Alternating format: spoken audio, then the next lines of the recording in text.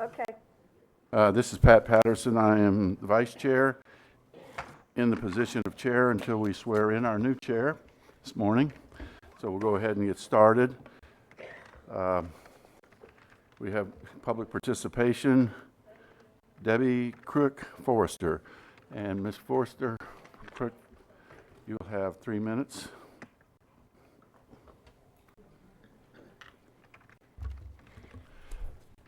Good morning and happy 2017. We at Ormond Strong enter into this new year with a heightened sense of hope, enthusiasm, and opportunity, not only for our veteran service members and first responders and their families, but for everyone in Volusia County as we welcome our beloved mayor to the county council. I want you to know that we at Ormond Strong will continue to keep our commitment not only to walking bridges, but building bridges between all of our communities and all our heroes. We are in great hands with Mayor Bill Partington, we want you to know, by the way. Keep things going. Anyhow, I'm here today not only to welcome all of you, but to invite you, Chair Kelly, County Council and Community, to one of the 22 PTSD awareness events we agreed to have as a group to host within a 1-year period. It'll take place at the Ormond Regal Cinema. Our toughest work as a group has been in preparing our communities for guiding our returning veterans and their loved ones all the way home, which is why we're hosting this private screening of an award-winning documentary, Thank You for Your Service. The film takes aim at our superficial understanding of war trauma and the failed policies that result. It also offers hope. As you know, when making the transition from military service to life at home, it remains an enduring challenge. Anyone who has served in uniform of whatever generation, when you're in uniform working with a team dedicated to the mission, you know that you belong. When you return or when you remove that uniform and come back to life at home, one of your biggest challenges is in engaging in your community and forging an honorable identity that equals your commitment to service so that you can continue to have a mission, so that you can continue to live by a code of honor and values. In closing, I want to personally thank you, Ed Kelly, for your undying support and commitment to our veteran service members and first responders throughout the years as mayor, and Volusia County is really lucky to have you. We give you each an invite to our movie, and we also give you each, Gail give you each a soldier, so you remember our service members, our veterans, and first responders throughout the year. Thank you very much. Thank you. As a veteran myself, I understand that. Could you give that to the staff over there to pass that out, please? Thank you. Thank you very much. Up next, Mr. Morton Culligan. Mr. Culligan, you have 2 issues listed here. Are you going to just talk on one of them? Pick which one you want. I have the constitutional right to speak, sir? You do, sir. Okay, let me speak then, without interruption from you, sir. Anyway, my name is Morton Culligan, 66 Tanglewood Road, DeBarry, Florida, and I just broke my glasses. Sorry about that. Anyway, it appears there's a discrepancy in the Volusia County website. It states that Volusia County Council welcomes interested citizens and are interested in citizens' comments. No, they aren't. Usually they're never here at this time of day. This is an exception. The council usually is interested in hearing with people that have money and power. I can remember the France family that got special seating in front row to pressure a $20 million grant from the Volusia County.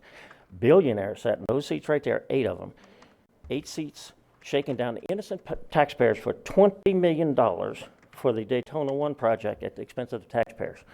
Billionaires shaking down people like myself. The county didn't have the money, they had to borrow it.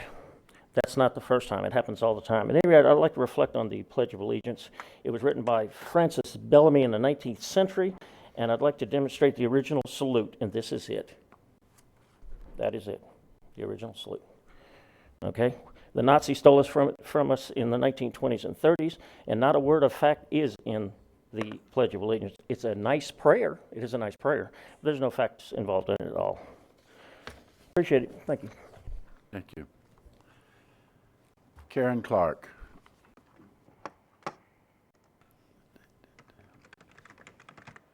Hello, and welcome to 2017 on an outrageously great council. I want to make an announcement on Saturday, January 14th at DeLeon Springs State Park. We have a annual reenactment, which has anything to do with Florida from the very beginning, where humans obviously are, to the present. And it's a lot of cultures, Native Americans, Mexicans, anybody that came in, the Spaniards, everything is going to be there in actual time period, dress and speak. So everybody is invited, and it's a park that we had over 270,000 visitors last year. So it's really a great place to come and visit, and invite everybody to come along. Plus, if you're a veteran, don't bring your ID out, as in any state park, depending upon disability or even heritage of veterans. You can go back lineage. You can get discounts and or free entry to any state park, and we have the forms. Thank you very much. And what I want to add to it, Representative Cusack and I knew that in the legislature years ago, Florida was recognized as one of the #1 states with parks, and the parks that we had here in the state of Florida, and De Leon Springs is one of those parks. That is any other public participation? Hearing none, we will recess until we adjourn the meeting. Start the meeting. Thank you.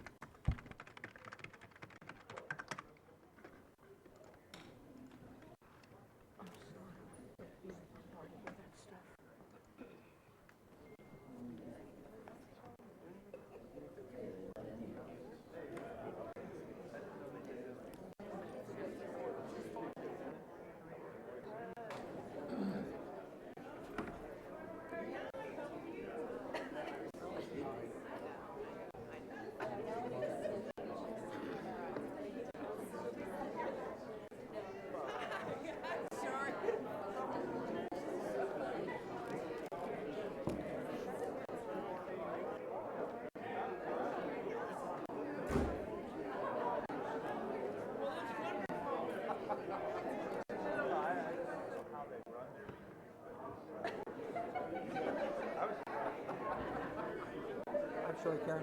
Where should I be?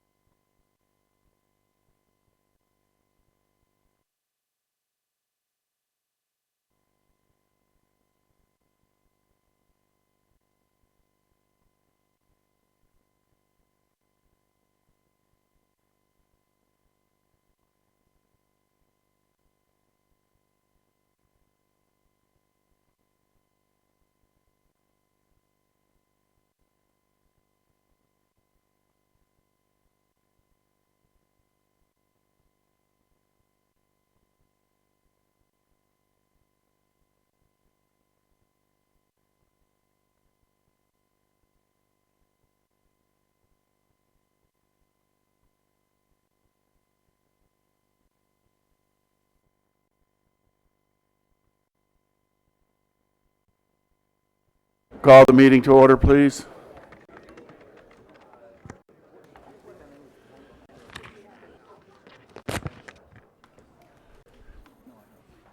I always like to look out here and see a friendly crowd as opposed to some 500 T-shirts. We're going to start our county council meeting this morning. First with the color guard and the posting of colors. 93. Gentlemen, post the colors.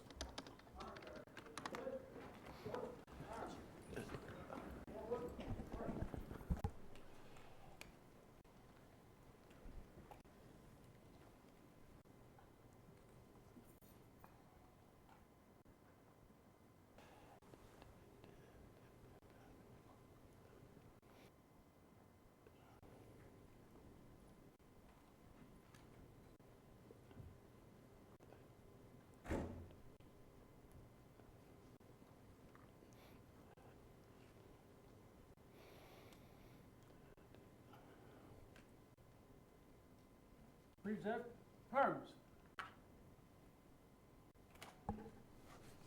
We'll have our invocation by Pastor Scott Smith, First United Methodist Church of Ormond Beach. Pastor Smith.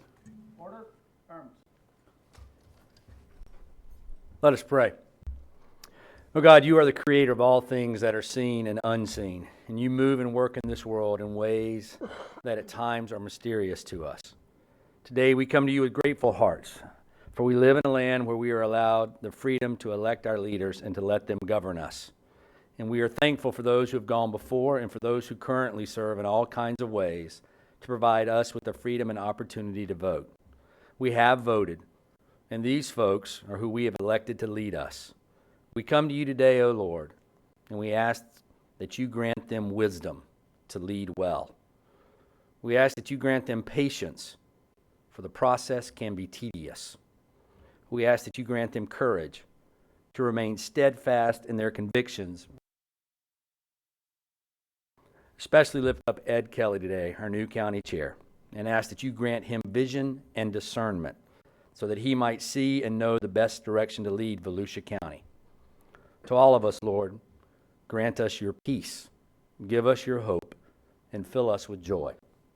Amen. Thank you. Now have a pledge of allegiance. Honor guard. Attention. Present arms. I pledge allegiance to the flag of the United States of America and to the republic for which it stands, one nation under God, indivisible, with liberty and justice. Two. Honor guard. Port arms. Right face. Forward. March.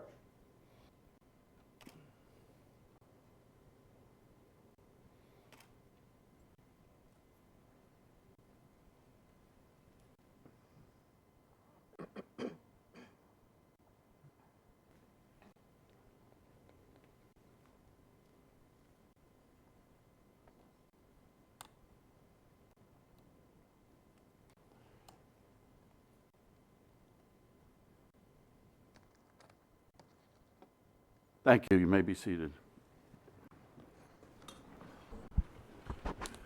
Have our clerk call roll call, please.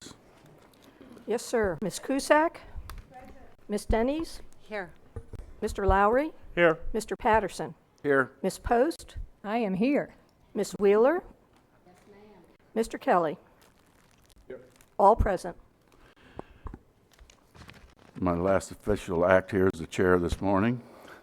We will now have the oath of office and swearing in of the county chair by the Honorable David A. Monaco, retired judge, 5th District Court of Appeals. Mr. Kelly?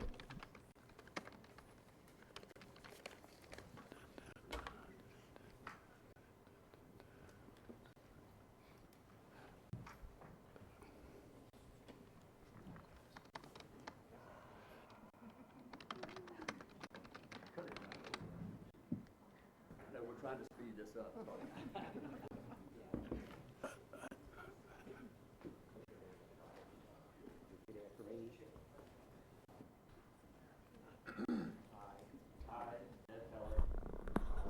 Do solemnly swear that I will support, that I will protect, and support, defend protect, and defend the Constitution of the United States. the Constitution and government of the United States Like you said, I was trying to make it short. And government of the United States. and of the state of Florida, that I am duly qualified That I am duly qualified. to hold office under the Constitution Duly qualified. to hold office under the Constitution of the state of Florida, of the state of Florida. and that I will well and faithfully perform And I will well and faithfully perform the duties of County Chair of the Volusia County Council, the duties of County Chair of the County Council of Volusia, on which I am now about to enter. on which I am now about to enter. So help me God. So help me God. Congratulations.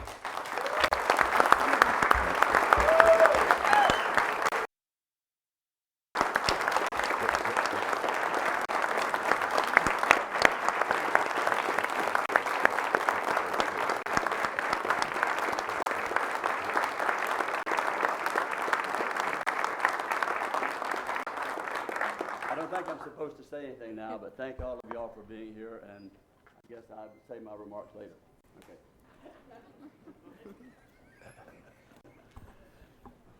It's best to be in front of a microphone because this is a public meeting.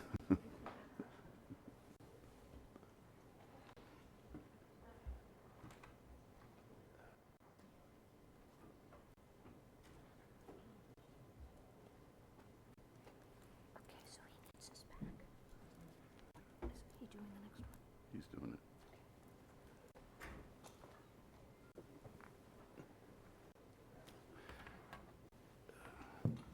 And now, as my first official act, we'll have the swearing in of the oath of office and swearing in for a county council member for District 2.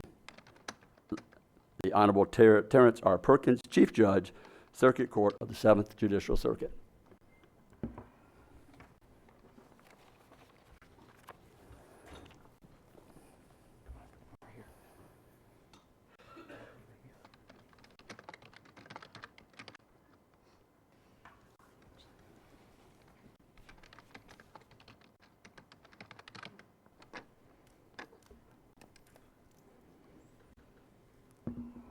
Ready? Raise your right hand.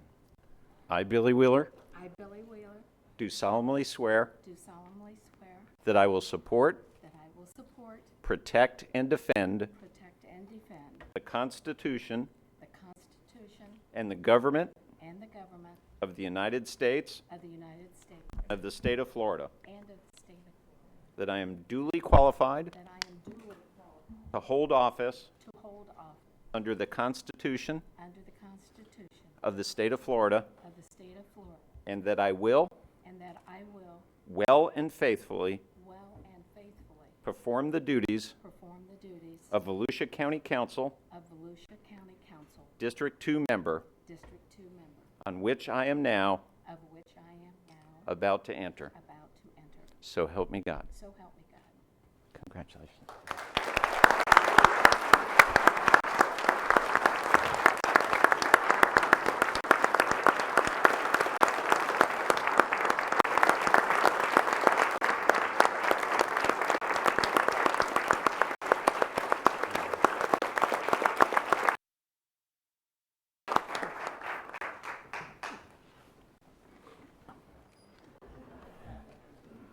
And while she's making her way back up, we will have the oath of office and swearing in for the new council member for District 4, Heather Post, who will be sworn in by the Honorable Joseph G. Will, retired judge, Circuit Court.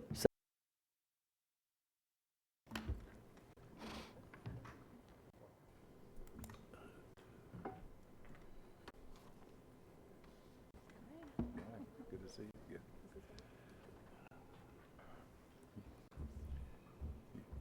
You sure? You sure? Okay. I, Heather Post, I, Heather Post, do solemnly swear do solemnly swear that I will support, protect, and defend that I will support, protect, and defend the Constitution and the government of the United States the Constitution and the government of the United States and of the state of Florida, and of the state of Florida, that I am duly qualified to hold office that I am duly qualified to hold office under the Constitution of the state of Florida, under the Constitution of the state of Florida, and that I will well and faithfully perform the duties and that I will well and faithfully for Portland Duty of Volusia County Council, District 4 member, of Volusia County Council District 4 member, on which I am now about to enter. on which I am now about to enter, So help me God. so help me God. Congratulations.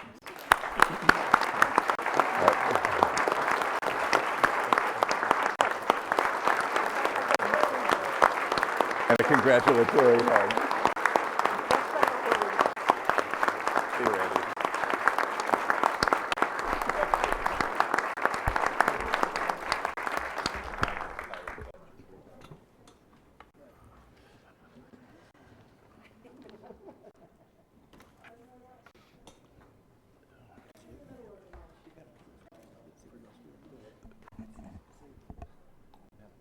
Jim, you want to introduce the comments by the department? Thank you, Mr. Chair. I can if you'd like. What we'd like to do is take a few minutes out to introduce the other electeds in Volusia County. First, I won't go in any specific order. Our newly elected sheriff, if he'd like to step forward and make some comments.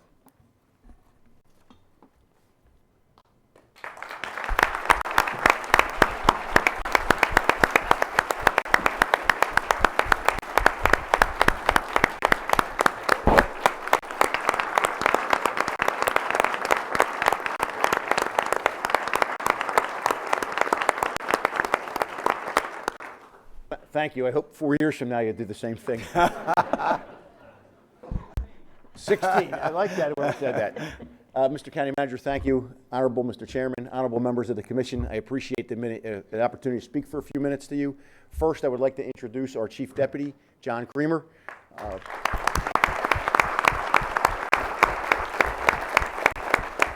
John spent nearly 10 years with the Daytona Beach Police Department and over 15 years in Tallahassee, where he had an impeccable record. I'm here just to say, frankly, that you have the full cooperation of the Sheriff's Office as we combat quality of life issues to try to make our county even safer. But what I ask from you is I need your full cooperation with me. These are difficult times in American policing right now, and we need the council to stand behind us as we move forward. We have a very ambitious agenda that includes diversity in hiring, technology, the use of technology to fight crime, and lastly, community policing plans to rally all of our community behind us as we move forward. So I wish everybody and congratulate our newly elected members good luck. I look forward to working with you in the future, and have a great day. Thank you.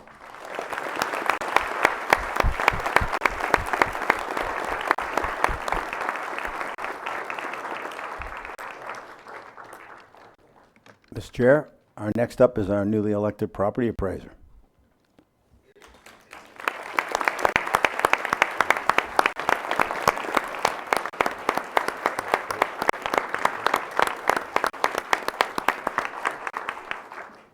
Thank you, Mr. Chairman. I was looking forward to this day. I didn't really want to think about it too much, but now it's here, and I'm happy about it. With me here today is my Chief Deputy, Jan Cornelius.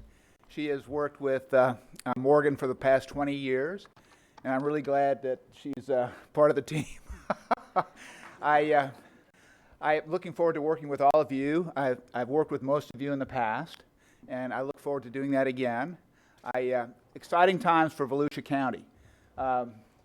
Growth is coming. Growth is here. Property values are going up, and it's an exciting time for all of us.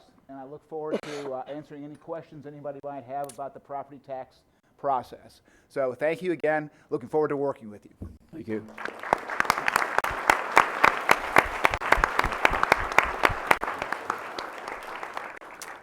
Next, we have our newly elected supervisor of elections.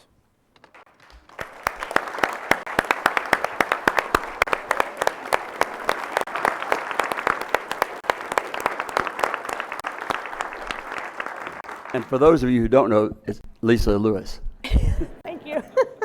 Good morning, Mr. Chair and members of the council. I just want to thank you for this opportunity to say just a few words. Some of you were at my swearing in last night, and I'm going to repeat a little bit of that because I just think it's important that people know the value of the county council, the county manager, the county attorney, and the county employees, and that's election department included, because we could not, I'm telling you, put on the election we put on this past November without the assistance of those that were up here, those that were even running, because you made it nice for us, the candidates, and because I don't want to do it without them ever. So I hope that I will always have your support. The county manager has always said from day one that I started in this county, whatever we needed to help make that process smooth, transparent, honest, we would have. And he came through in November, I promise you that. And I thank y'all for your part in that too, because you support him and you support the employees, and we love it. And I speak for a lot of employees out here, especially the crew over in elections, because we appreciate it. And I wish that I could call everyone by name and everybody introduce their deputy. Mine's on vacation, a well-deserved vacation. He did come last night, but he couldn't be here today. But his name is Frank Celeste. But we have a great team, and I wanted to say publicly, thank you. And those of you that are new, you are around the elections. I mean, you know how that works, and you know how busy that is. You were out campaigning, and everybody's been through it. But it is just wonderful. Wonderful. I can't say it enough how invaluable this county, the county manager on down to the department directors, to all the employees, how they assist in whatever endeavor there is, whether it be the sheriff's department, the property appraiser, EOC. Everybody steps in and pitches in, and I had to say it publicly to all of you. And I tell you, that starts from the top. I had a boss. I'll tell you this story real fast because, you heard this last night. My first boss was Mr. Ford from the bank. I grew up in banking. My mother is in her 58th year of banking, still working, and had worked with Mr. Ford for years before they separated. He actually retired, she didn't. But he was really my first boss, and he preached every day customer service, every day. And that's what I'm trying to preach to everyone, and I believe that the voters are our customers, and the constituents of this county are our customers. And if you treat them right, they're going to treat you right. And that's just my belief. And it starts at the top, from y'all to the manager on down to all the department directors and employees. It follows suit. And I can see that. This is a special, special county. Born and raised here, and I have never, ever had a desire to leave. So thank you very much. And I want to thank all the people that voted me in. I know I was appointed, but when I got voted in, it just made me feel good. I was confirmed. So thank you very much. Appreciate it.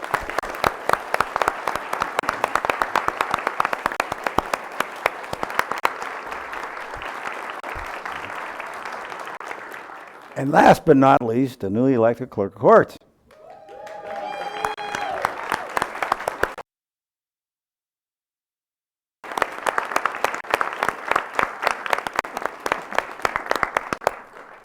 Thank you all so much. That was a hard act to follow, Lisa. But thank you. I especially thank the council and the county manager for giving us these few moments to speak, because like I said throughout my campaign, I believe this was a historical situation, a historic year, wasn't it? Yes. All four of the county elected heads of departments, or as myself, a constitutional officer, were up for election at one time. So your property appraiser, your clerk of court, your sheriff, and who am I forgetting? The supervisor, were all up for election at once. And the relevance of that, I feel really blessed to have been part of this time in history, because it's a new start. And I think all of us, I can echo what they've been saying, our desire to increase customer service, our desire to work together more, our desire to be more of a team that serves the county. I think sometimes because we're in charge of our own departments and it's complex, we can get a little so focused on that we forget the bigger picture of the teamwork. So you all do have my commitment as the new clerk of the court. You know that we interact quite a bit. Almost all four of us do. It was difficult to run with Sheriff Chitwood running, I can't lie, because he's just such an amazing presence that, you know, that really becomes everyone's focus. But please do know we all four of us are important in the scheme of things to make the whole system work. We hold records for the county, all of your property records at the clerk's office. We are the custodians of records and responsible for keeping court records accurate, which Sheriff Chitwood will rely on in the work that he does, having accurate criminal records. So I just wanted to point out we do work together. I do fully intend to, and I thank you all for that. One quick shameless plug. I also am focusing on customer service and outreach and communication with you all, so especially members of the public that are here. I have the easiest website in the world. It is clerk.org. I'm serious. That's it. You don't even need the www. Just put in clerk.org. It will take you to the Volusia County Clerk of the Court's website. I now have an email subscription service. We will do trainings. I will teach you how to search records. We will teach you how to e-file on your own if you don't have an attorney. We will do amazing trainings, have wonderful events. I can't communicate it with you unless you're getting my emails. We won't blast you a lot, I promise. Please go to clerk.org, sign up for the, it says subscribe news. That's a brand new feature. Please give me your email address and we'll communicate important information. We also have a new survey link. So if you've interacted with our office at all, we want to know how we're doing. So please take our survey and let us know if we're serving you well. Thank you all again. Thank you very much.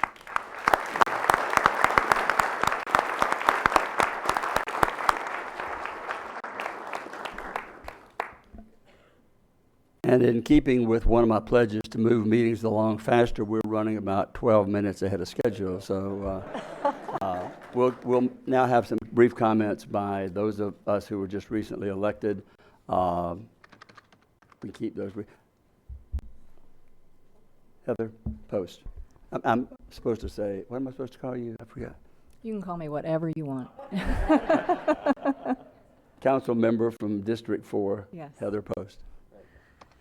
I just want to thank everybody for coming this morning and showing your support and your encouragement. And my family, you know, they talked about the campaign, so I do want to talk about the because I will really want to talk about my campaign. What a hard-fought battle that was, and my family was just amazing. Every sign that was out there, my husband put up. My daughter was my right-hand person the whole time, and Randy's parents are here as well, and you know, Dad just kept saying, "Go get them, go get them." So they definitely kept everything going, and I could not have done it without them. And but just as well, I couldn't have done it without all of you. And I greatly, greatly appreciate your support. And I'm so excited about you know, the future of Volusia. She was saying that we have 4, you know, the top 4 positions, except for Lisa. But Lisa will keep you, and that's fine. So. And I'm just so excited about the future of Volusia and to work with this staff. So thank you. I'll keep it short. Thank you. All right. District 2, Council Member Billy Wheeler. Thank you. I just want to thank everybody that is here and supported me during my campaign. I campaigned for 20 months, and my husband was with me for the first 15.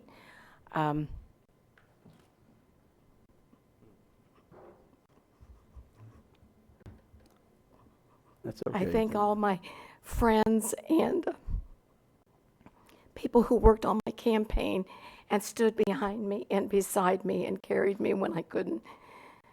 And I just forever will be grateful for all of you, for my family. Our 8 kids combined family, we had the best. I thank you, and I'm looking forward to this opportunity.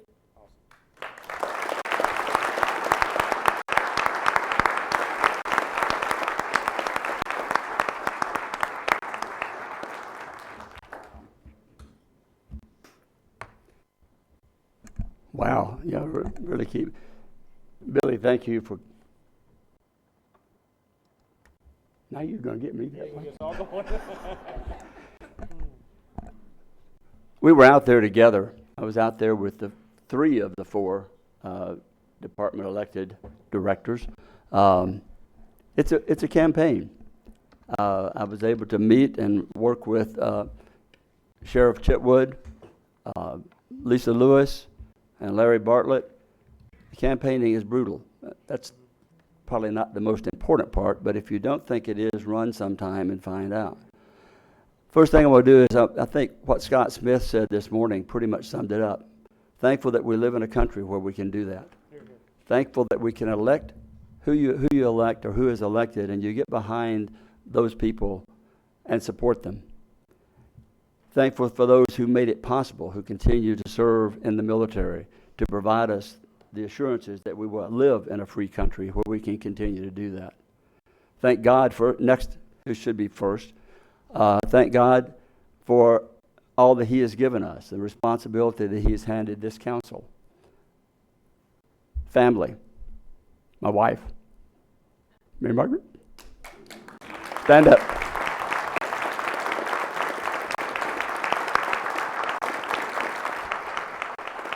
Those of you who saw us on the campaign trail saw her everywhere we were, and they were going. If you didn't follow us, you could have followed us on Facebook, and they're going, how do you go to all those places? But without her as a partner, without her being willing to support what we both felt we needed to do, I couldn't have done it, and I wouldn't have done it. But we felt that we should, and we did. My daughter's here today. Catherine, thank you for being supportive throughout your life. Our son would have been here, but he is starting a new video film today for their next song, so he couldn't be here. There's been a little bit of issues that have come up, not really issues. I campaigned on providing leadership. I didn't mismean my leadership. I meant the leadership of this council. Collectively together, this council can make a difference. We can represent all of Volusia County. We can represent all 16 cities and communities, get behind their goals and their plans and their desires, and work with them, because anything we can do to help our cities helps all of Volusia County. And so collectively together, and I'm asking for your help and support, I'm going to in the future propose some different thoughts on how we approach those. If you don't have to accept them, but I just hope that you'll listen to some of the things that we want to propose and to look at so that we can move forward. Volusia County is sitting poised to be not the end of the I-4 corridor, but the beginning of the I-4 corridor. You notice how they always say it runs from Tampa to Volusia County. Well, let's have it run from Volusia County to Hillsborough. How about that? So I think we can make a difference. I pledge to you that I will give 100% of our time and efforts and anything that it takes to make a difference, because we can make a difference. We can make this community a brighter, shining star. We can do it all together. I've had some good meetings with our county manager. Prior to the election, I was able to speak with a couple of the council members. Prior to the election, I stress, because once the election was over, I could not speak to them at all, any of them. So we were able to do that. And I just hope that we can go forward by having some workshops, which so that we can get involvement from not only all of us and what we feel that where we want to go, to share our thoughts and our visions, which also should be reflective of you who elect us. And those are the visions that we should be reflecting, is what you elected us to do. I covered the entire county. Councilmember Wheeler covered District 2, and Councilmember Post covered District 4. So I was everywhere they were. They weren't necessarily everywhere that I was. But the people told us what they wanted. They shared their thoughts and their ideas and their visions. And it's now up to us as a council united to carry out those visions, to work together. Doesn't mean we're going to always pat each other on the back and be happy-go-lucky or not disagree. But we do not have to be disagreeable. We can work together because we all are here for one reason, that is to make Volusia County better than it was when we came. So that's my pledge to you, that I will work to do that. And with that, I thank you.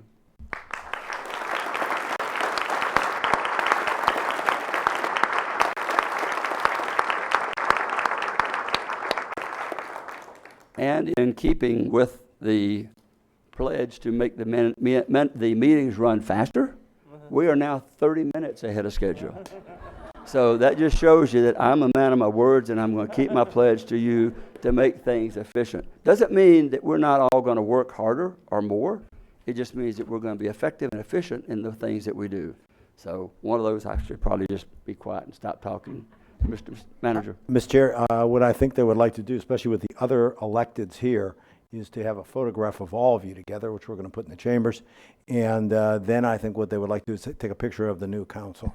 Okay. Ms. Cusack. Thank you, Mr. Chair. I just want to say to our newly elected members of the council that it is an honor to be of service, that all of those individuals that have run for public office are capable of serving, but few are elected. And so I say to you, congratulations on behalf of the 1, 2, 3, 4 of us, that we look forward to our partnership, for we are partners now to do those things that are good and important to the citizens of Volusia County. And I would like for us to be able to work together in a harmonious way that we will benefit the citizens that have placed their trust in us. So it's not about the 7 of us. It's about those individuals who have placed that trust in us to do the right thing. And so I say to you, congratulations, and let the work begin. Thank you so much. Thank you all for being here.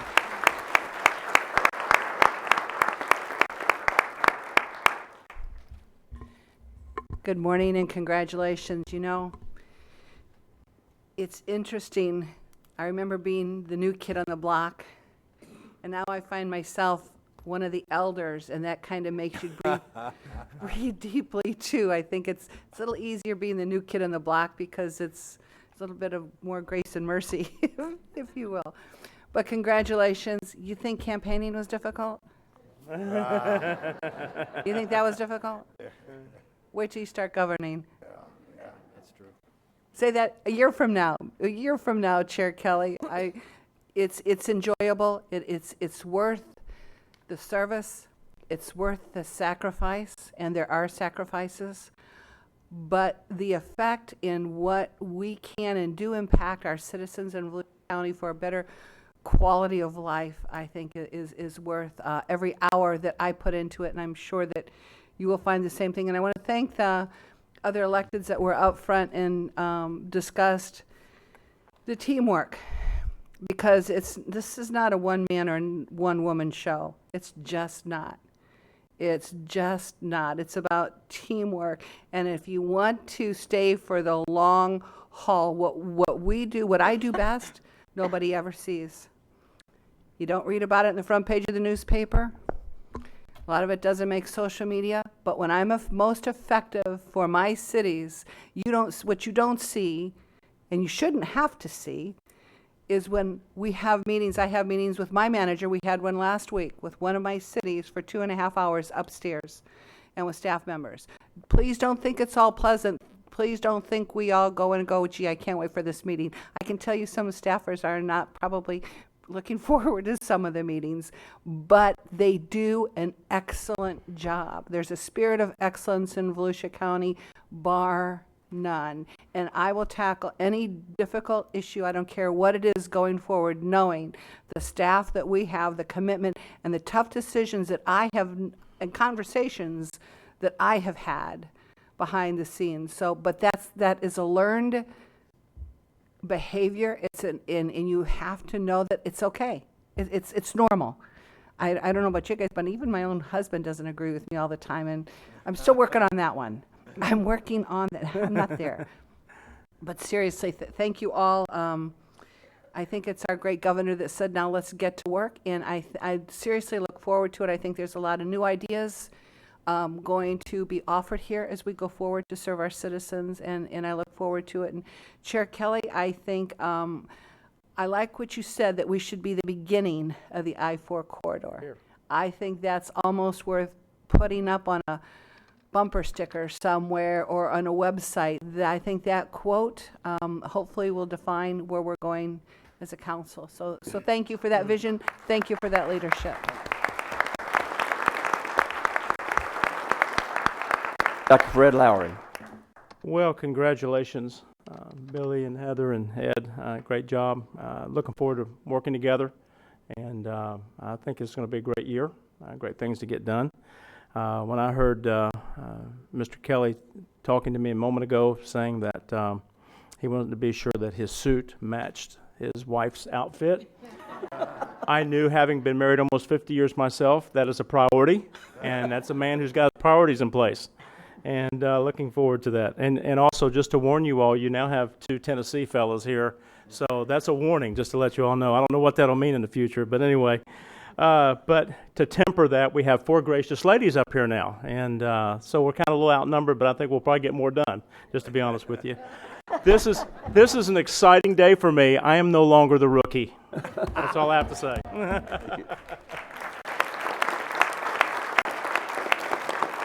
Vice Chair Patterson. I want to congratulate all the new council members and also the returning council members. We've had some wonderful times together over the last few years. If Deb is the elder, then I guess I'm the elder along with Joyce over here. Yeah, that's right. You are a little bit older than I am. District 1 that I've represented for years and love District 1. It's unique. It's probably, to me, the most unique of all the council districts. Half of it is in the municipal services district, and the other half of it is in cities. When you think back to the history of Volusia County, and actually to DeLand, originally Persimmon Hollow, and it became DeLand, and a lot of the settlers that came in and started out in Seville and then to Pearson and De Leon Springs. We don't have a beach here, but we got St. Johns River. We got 2 large lakes. We got it all. It is a great life over here.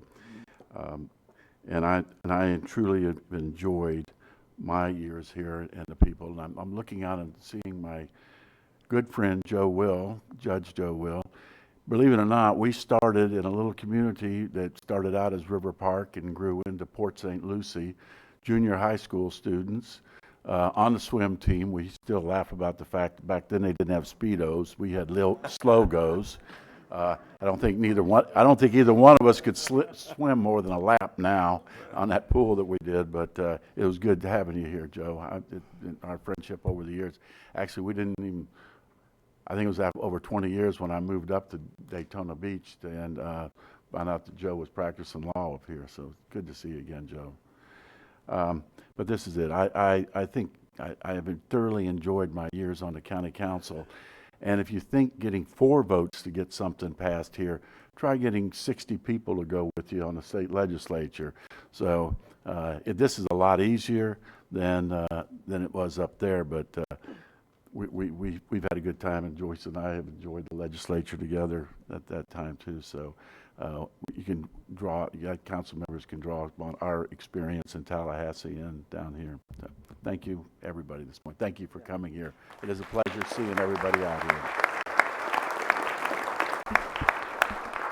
This time we're going to recess until approximately 10:30, or not.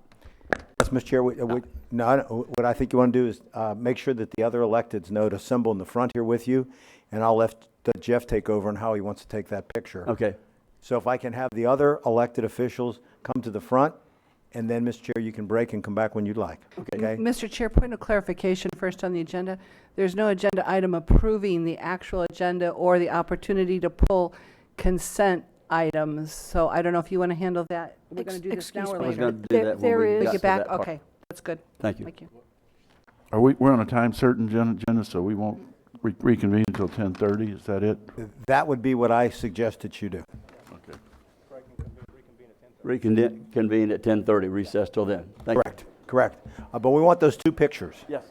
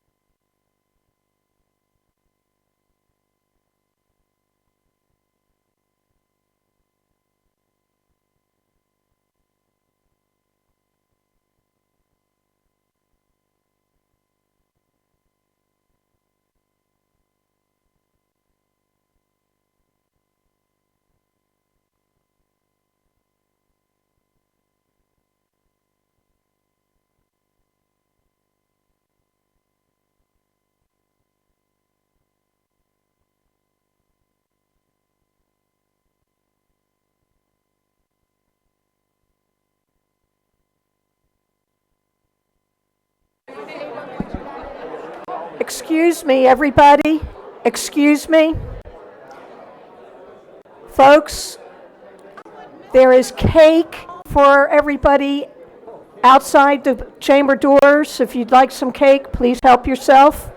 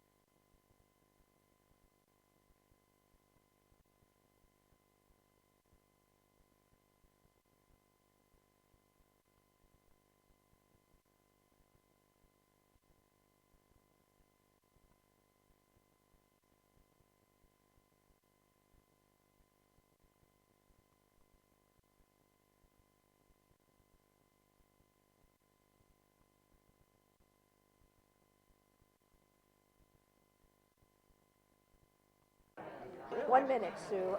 Turn off.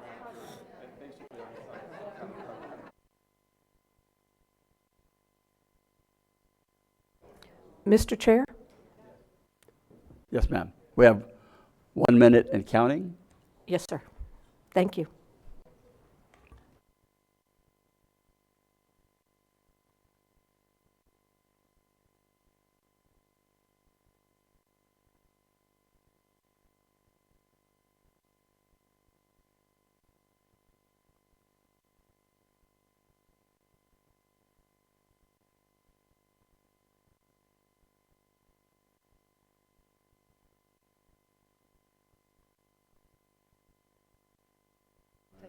She told me I had to ask. Wait. Oh, okay.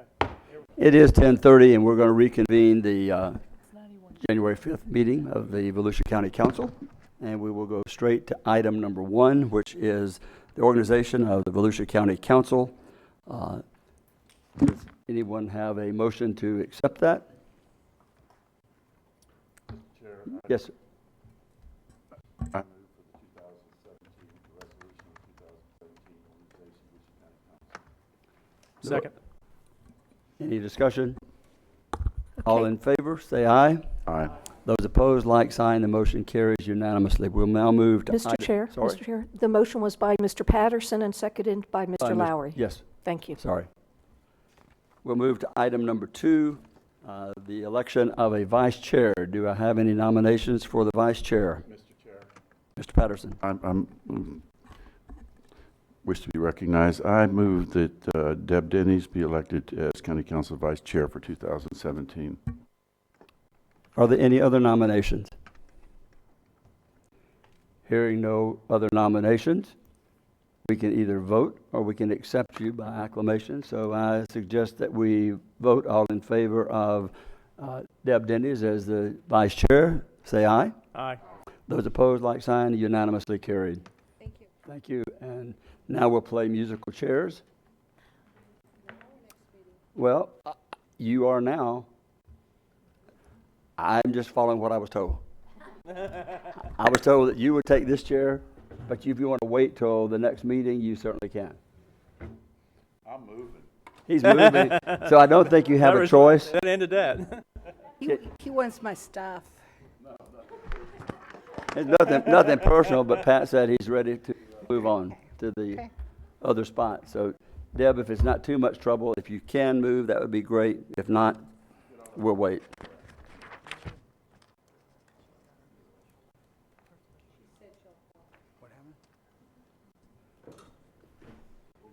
And congratulations, by the way.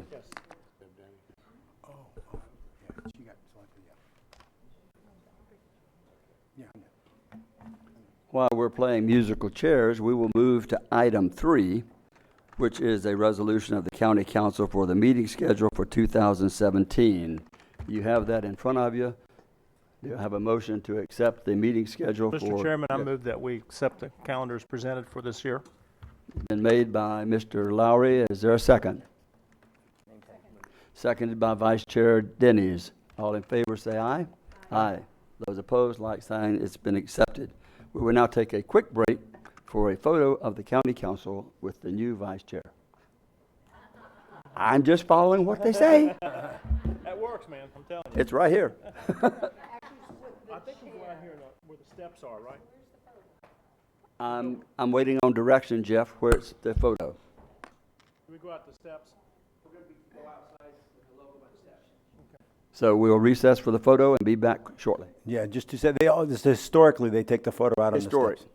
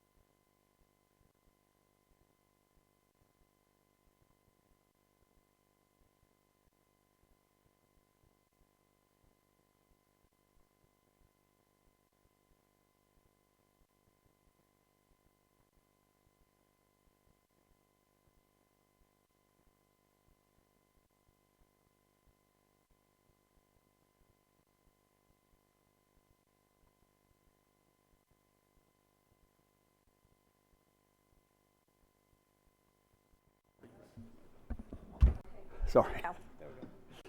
We will reconvene the council meeting and move to item 4. This is a contract with Kimley Horn and Associates for the consulting services for the development of the airport master plan. Mr. County Manager Deneen. Thank you, Mr. Chair. Mr. Carl will be here to explain. This is a very large item for us. It's part of a larger plan that started years ago about making our airport, as part of our economic development engine, an even more viable element for the future. This involves everything we're doing in terms of air service, together with all the opportunities for future growth and high-tech jobs. Without the master plan, this is a piece of the action that we've taken a lot of action before. This master plan is an important piece of the next step. Once you see what's in the master plan, then you will see within about the next 6 weeks, we'll be coming forward with different individual requests for engineering and design services to get us ready for infrastructure. This will put it in a larger context. Ms. Carl? Thank you, Mr. Deneen. Rick Carl, Director of Aviation and Economic Resources. Mr. Chair, members of the council, I'm here today as your airport director. We have, for the record, a brief PowerPoint that we've supplemented the record with that'll be available online. I don't need to go through this in any great detail. I believe this process has been something we've been talking about. The most important aspect of this, even though it's $1.85 million, it is 95% funded by the FAA and FDOT. And again, we're enterprise fund as an airport, and these do not come from ad valorem tax dollars. Our portion would come out of the airport enterprise fund. This is an important document because it's required by the FAA, and it does have a 20-year horizon looking forward, and it does cover all of the components of the airport. I'll just quickly go to this graphic. That just shows all of the various issues that we have to deal with when we look towards this master planning process, and it will help us establish a program for capital improvement, whether we're paving a runway or building a new runway or expanding or acquiring land. Those types of decisions it will guide, and it will also help us with our land use decision on how much we devote to aviation use and how much we devote to non-aviation uses for commercial uses. So if you have any questions, Dave Rickerson from Kimley Horn is here, along with Karen Feaster, Deputy Airport Director. If you have any questions, we'd be glad to answer them. Are there any questions? Hearing none, do I have a motion to accept the contract? Move approval, please. Is there a second? Second. Motion made by Vice Chair Denny, seconded by Billy Wheeler. Sorry, Ms. Wheeler. All in favor, say aye. Aye. Those opposed, like sign. Then motion carries unanimous. We'll move now to item 5. Thank you, Rick. It's a resolution on the recovery of the Hurricane Matthew. And Mr. Deneen, do you want to? Mr. Chair, if I can introduce this. What you're going to see today is the council's wanted to know and where we are occasionally as we go through the individual meetings about how far along we are with Hurricane Matthew, the cleanup. What we'll do here is give you a brief overview of where we stand at this point.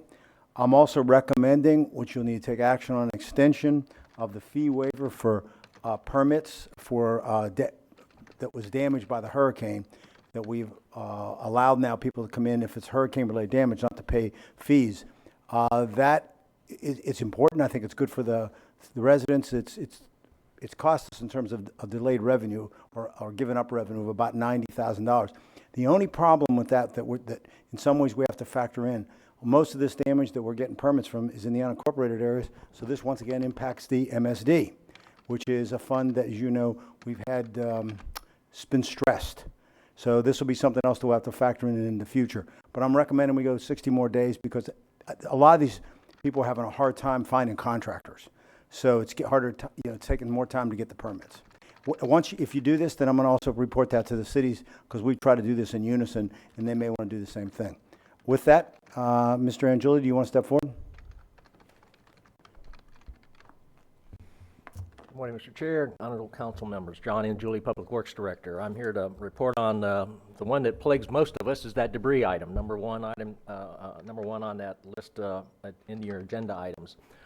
To date, we've collected This date, the report here was dated through December 22nd, but the latest report that I have this morning indicates that we've collected 1,049,170 cubic yards of debris, of which about 133,000 cubic yards were debris that was located on private roads. This was an action item that the council elected to pursue.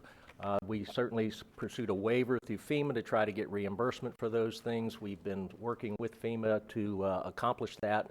We're waiting on a few thumbs up, if you will, from our FEMA representatives as they review the last packages for private road debris removal. We're also working with the city of Oak Hill.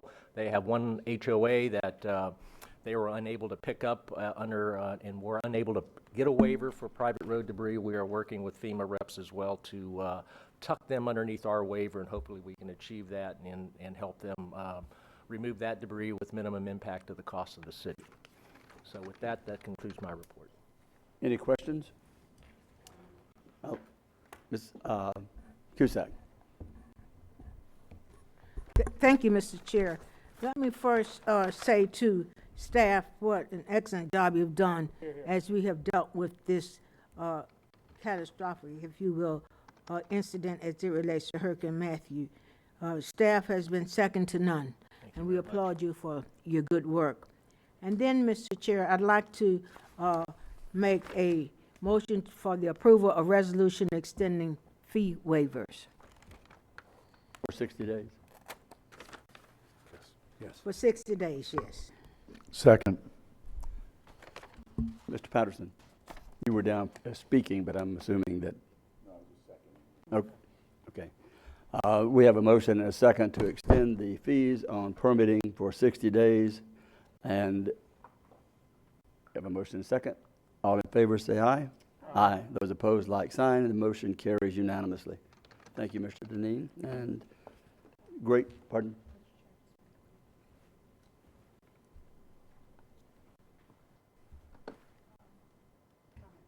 Oh, okay, sorry. We talked about at previous meetings about updating the website for our hurricane with all this information, and when is that going to happen? We should be able to get that out this week. I wanted to put this report relating to the damage numbers and the estimates that we have as of December 15th before we put this out on the web. And then we will be updating this periodically as the information becomes a little more finer and a little more, and the estimates become more granular. I think that's really, really important because of we're still in the event, if you will, Correct. which is why we're extending the 60 days. So I think all this information and data available to the public when they're searching, it's just a comprehensive issue. I want to thank you for meeting with the City of Oak Hill. As part of that meeting I alluded to earlier, and that was one of the issues that we discussed. So I want to thank you for partnering with them. Hopefully we can help them recoup some of their costs. If I can add to that, just so that people understand the magnitude, the bill so far is about $29 million, which is a lot of money to us. And obviously we're working with FEMA. We're hoping that the process we used will move along quicker and us getting reimbursed than in the old days from the other storms. But we're at their mercy. I believe we are in better shape than we ever have been on how we collected data. Hopefully we'll get that money.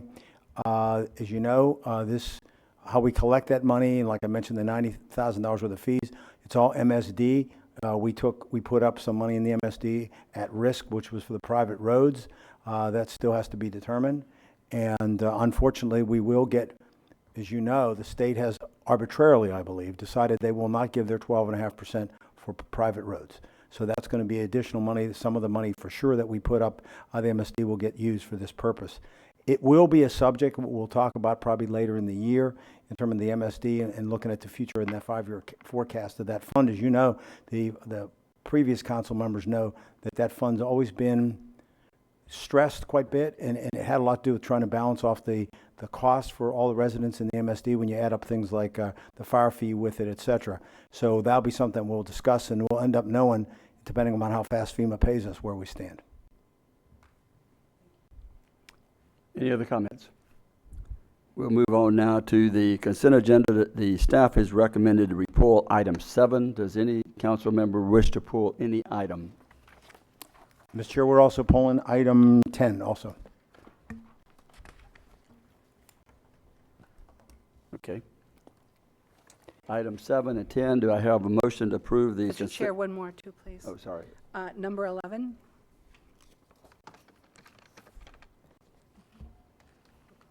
Okay. Item Yeah. 7, 10, and 11 have been pulled from the consent agenda, and, oh, now it's gone. Names keep popping up here and they disappear, so apologize. It's all right. We have a motion to approve the consent agenda, absent items 7, 10, and 11. Move approved. Motion is made by Dr. Lowry. Is there a second? I'll second it. Seconded by Ms. Post. I'm used to calling the vote. All in favor of approving the consent agenda, absent items 7, 10, and 11, say aye. Aye. Aye. Those opposed, like sign. The motion carries, and we'll now move to item 7. Mr. Chair, just so I clarify for for the new council members and for the previous ones, this was a rare time when we pull the consent agenda items at this point in the agenda. Generally, we have that first. We'll go back to that. The reason we didn't do it was because of the swearing in. So we'll go back to that system. With that, item 7, the ones that I'm going to point out are ones that the council, I know, would like for there to be a little bit of discussion, at least on the record of what we're doing. As you know, housing is a big issue with us, and homelessness, and trying to keep people in housing. And with that, Donna, would you give them an overview of what's going on with item 7? Yes, sir. Good morning, Mr. Chair, members of council. Donna Butler, Community Services Director. I'm happy to be here today to talk about some extra money that we got from the state. That doesn't always happen, but we got just under $50,000 through our SHIP funds to be used for enhanced services for first-time home buyers and credit counseling classes. So we're essentially getting about $50,000 where we normally only spend $12,000 to $18,000. So it's $50,000 on top of. So we'll be able to double the number of first-time home buyer classes in the community. Currently 211 during the past fiscal year, and probably about 400.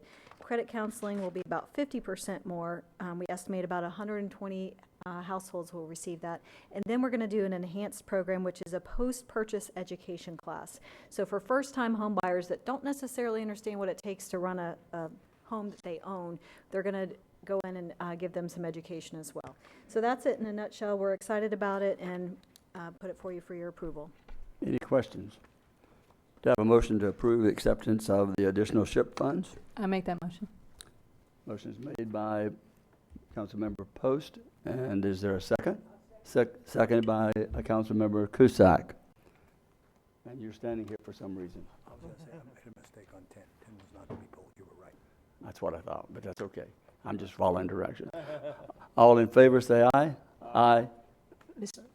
Oh, she took her light off. I was going to let you know someone was there. Those opposed, like sign. Motion carries unanimously. And we will now have to go to item 10, but you really... It was my mistake. We got the thing reversed. Item 10 was not the one we pulled. It was just item 7. Okay. So item 10 does not be pulled, but we need to accept the master plan. Is there a motion to accept item 10? Says second. Seconded by Ms. Cusack, made by Councilmember Lowry. All in favor, say aye. Aye. Those opposed, like sign. The motion carries unanimously. Now we'll move to item 11. And That was approved on consent. I'm sorry? No, it wasn't. It was added. I thought you wanted to pull 11. It was pulled. Okay. Sorry, my Miss- mistake. Ms. Dennis. Yes, thank you. This is just for informational purposes. This is just an official housekeeping right now, but we had a request. I had a request from some citizens down in the Oak Hill area to honor Charlie Clark. So we're going to be doing a plaque down there from, I guess, Maytown Spurs, what you want to call it, from Charlie Clark Memorial Road in honor of Charlie Clark Sr. We will be doing an event or ribbon cutting.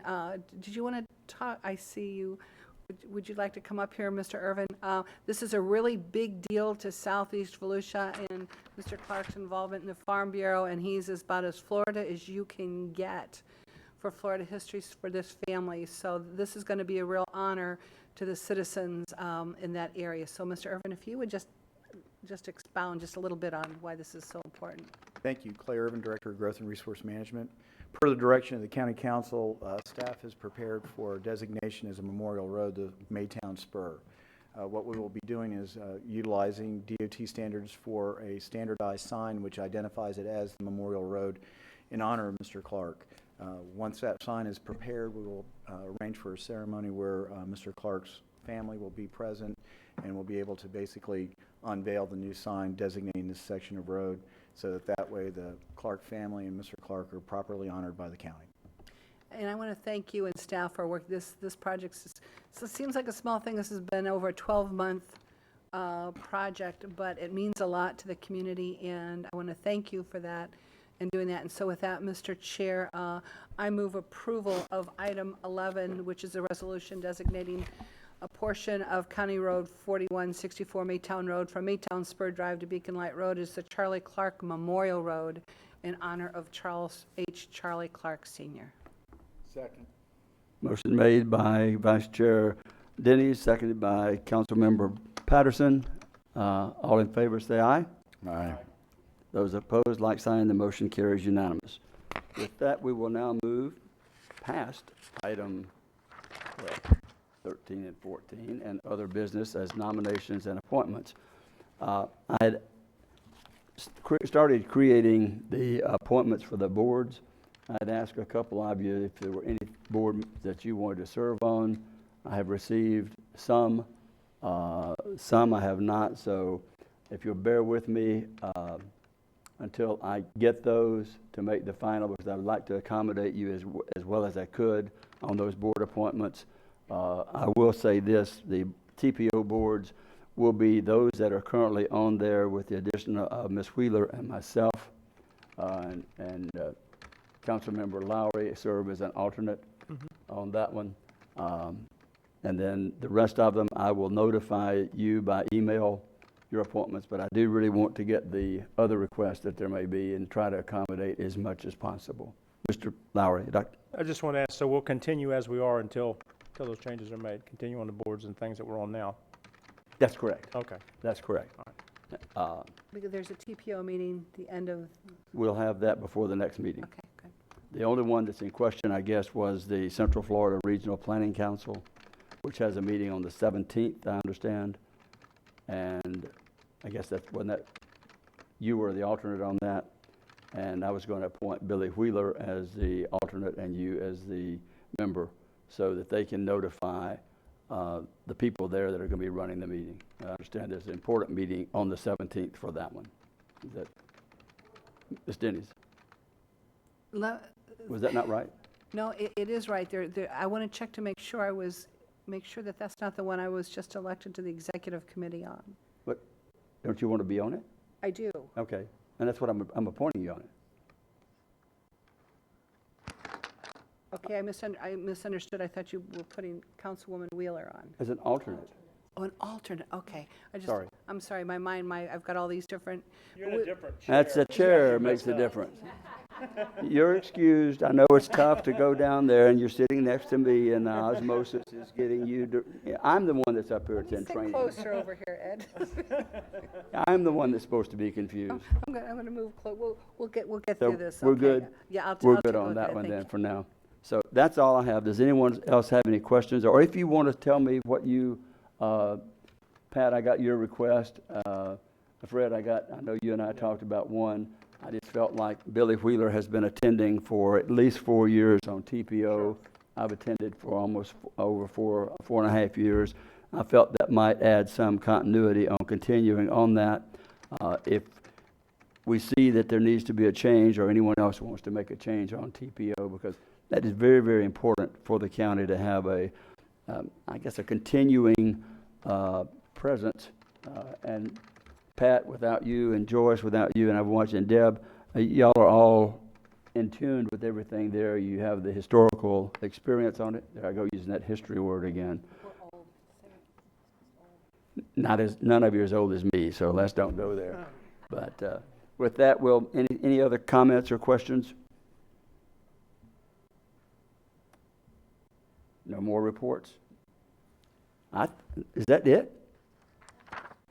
Mr. Chair, I have Pat Patterson that keeps popping up. go ahead. Council, Oh, it's you. No wonder I was getting that wrong.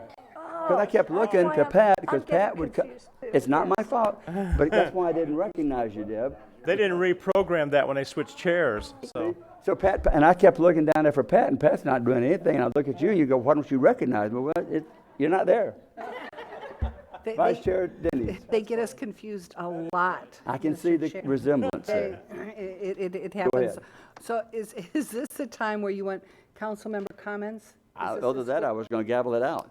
Okay, no, the only question that I have going forward is for staff, in that council was supposed to have an update in December on the capital improvement plan. Are we bringing that in the next meeting in January? Yes, we are. We thought it'd be appropriate with the new council members. Perfect, thank you, that's all I wanted, thank you, that's all. I apologize. We all have been doing closing comments in my experience in the past, and we would start and we would rotate, and it would be on my list as whose turn it is to go first. Since that's not here, we'll go with closing comments with Councilmember Patterson. Yeah, I know that there was a little list of order there that we always went through, so I thought, Well, I it was saw it on here. a green sheet this morning, but whatever. It's under all this other stuff that's up here. Okay. I've got a few items I'm this sorry, morning. then, I can't, I've got to retract you, Pat. I got to go with Councilmember Cusack. Sorry. Thank you, That Mr. doesn't bother Chair. me at all. It's on my list. You reminded me. Well, I know. That's why I was trying to bring that to your attention. Thank you, Mr. Chair. I just want to say that this meeting has been probably the shortest one that I've attended in the 6 years I've been part of this council. And I just want you to know that don't get used to it. Other than that, Mr. Chair, you've done good as far as directing this ship today, and I applaud you, and congratulations again to all of our new members, and welcome back for the members that have previously served and continue to serve. Thank you, Mr. Chair. Thank you very much. Ms. Denny's. Actually, I have one other item, and I don't know if I got the printouts. I received an email and a request from the AME Church for Martin Luther King event a week from Saturday. Actually, I think Councilwoman Cusack will be the guest speaker. On the 14th. That's on the 14th. We've had a request from the pastor to be one of the sponsors. The City of New Smyrna Beach is sponsoring at the $500 level. I think it would be appropriate that we sponsor as a county council table at the same event, especially since Councilwoman Cusack is the guest speaker, and we'll have a table should any council members want to attend. But council members, I just think this would be a good one that we should support. With that, I'm going to make a motion that we support the AME Martin Luther King Day event, January 14th in New Smyrna Beach for the tune of $500. The motion has been made and seconded to support the Martin Luther King Day at the, sorry, Mr. Dean. If I can interrupt for just a second. If you want the table, it's a different level. So you might want to look at how many people who wants to attend. I think the full table level is more than $500, which, just so you make sure, because I think you have enough people who may fill the whole table. Yeah, there's a 500, pass this down, 500, I just got this last night, so I apologize for the shortness of it. There's a $500 and $1,000 level. And there's a $3,000 for a whole table, if I'm not mistaken. I only glanced at this quickly. No, $1,000 was for 4 people, I think. Eh? Not for this event, Mr. Denny. Oh, okay, then I might have another event. Okay, sorry. I only saw this quickly myself yesterday. I don't mind taking them to donation in the name of the Volusia County. Oh, this is, I don't want you, this is different than the one I was shown. so I think if we stay at this particular one at the Correct. $500 level and the one you're talking about, It's yeah, you can see if you know why I got confused, because do, they only I showed me do. that one yesterday. you do. So I'm going to keep my motion at the $500 level. Okay. You've heard the motion and the second by Ms. Cusack, I think, is that correct? For the $500, and give Pastor Dove my regards. And we'll call, I keep wanting to call the vote. All in favor? say Mr. aye. Chair, I I'm have sorry. some comments. I Oh, you wanted, Deb Denny's. I'm sorry. I guess I have a question for Mr. Eckert. The election this year, there was a charter change which would allow council members to be reimbursed for in-county expenses. Does this constitute as an in-county expenses, or is this something that the council members should be paying for themselves, not the county? That did not pass, Mr. Didn't Passes. pass. I know it failed. I know it failed, which means that we still are under where county council members pay for their own expenses in county. The charter amendment was to allow the county to pay for our expenses, and that failed. So therefore, if I'm interpreting it correctly, if we are going to go to these events, then we should be paying it out of our own pockets. We should not be reimbursed by the county for it. So you're saying we shouldn't be sponsoring in events anymore? That's what my question is the sponsorship the same? No. With regard to sponsorships, the finding that the council's making is that there's a primary public purpose to supporting the charitable purpose or the educational or other public purpose of the event. In this case, recognition of Martin Luther King and the celebration of the community. And I might add that, although I haven't seen the invitation, even though that the purpose of this is also community, not support of the church itself. So, with that regard, so long as you find there to be a primary public purpose, I think the attendance of the council members could be regarded and has been regarded as incidental and not changed by the failure of the charter amendment. So in other words, if the practice was valid before, as I believe it is, the practice remains valid. So if more council members wanted to go, then there are seats available, then those council members would have to make up the difference? If there's 5 seats, 6 seats? 8 seats. Or is 8 seats? Well, again, your purpose in supporting the event is the community event celebration of the Martin Luther King holiday. I assume, as most charitable events, that the sponsorship is designed for other community purposes and exceeds the value of the food and beverage which would be consumed. If you're going to approve this, you're making the public policy statement that, as you have for other Martin Luther King events, This is not about the Martin Luther King event. This is about, because we get a lot of sponsorships. I don't want anybody to interpret that I'm singling out one particular type of meeting. I'm looking at overall, we get a lot of sponsorships from a lot of organizations, and it adds up to a lot of money over a year's time. And I just want to make sure that it is okay for us because of that charter amendment that failed. Like Team Volusia is having something this month that's $75 a person.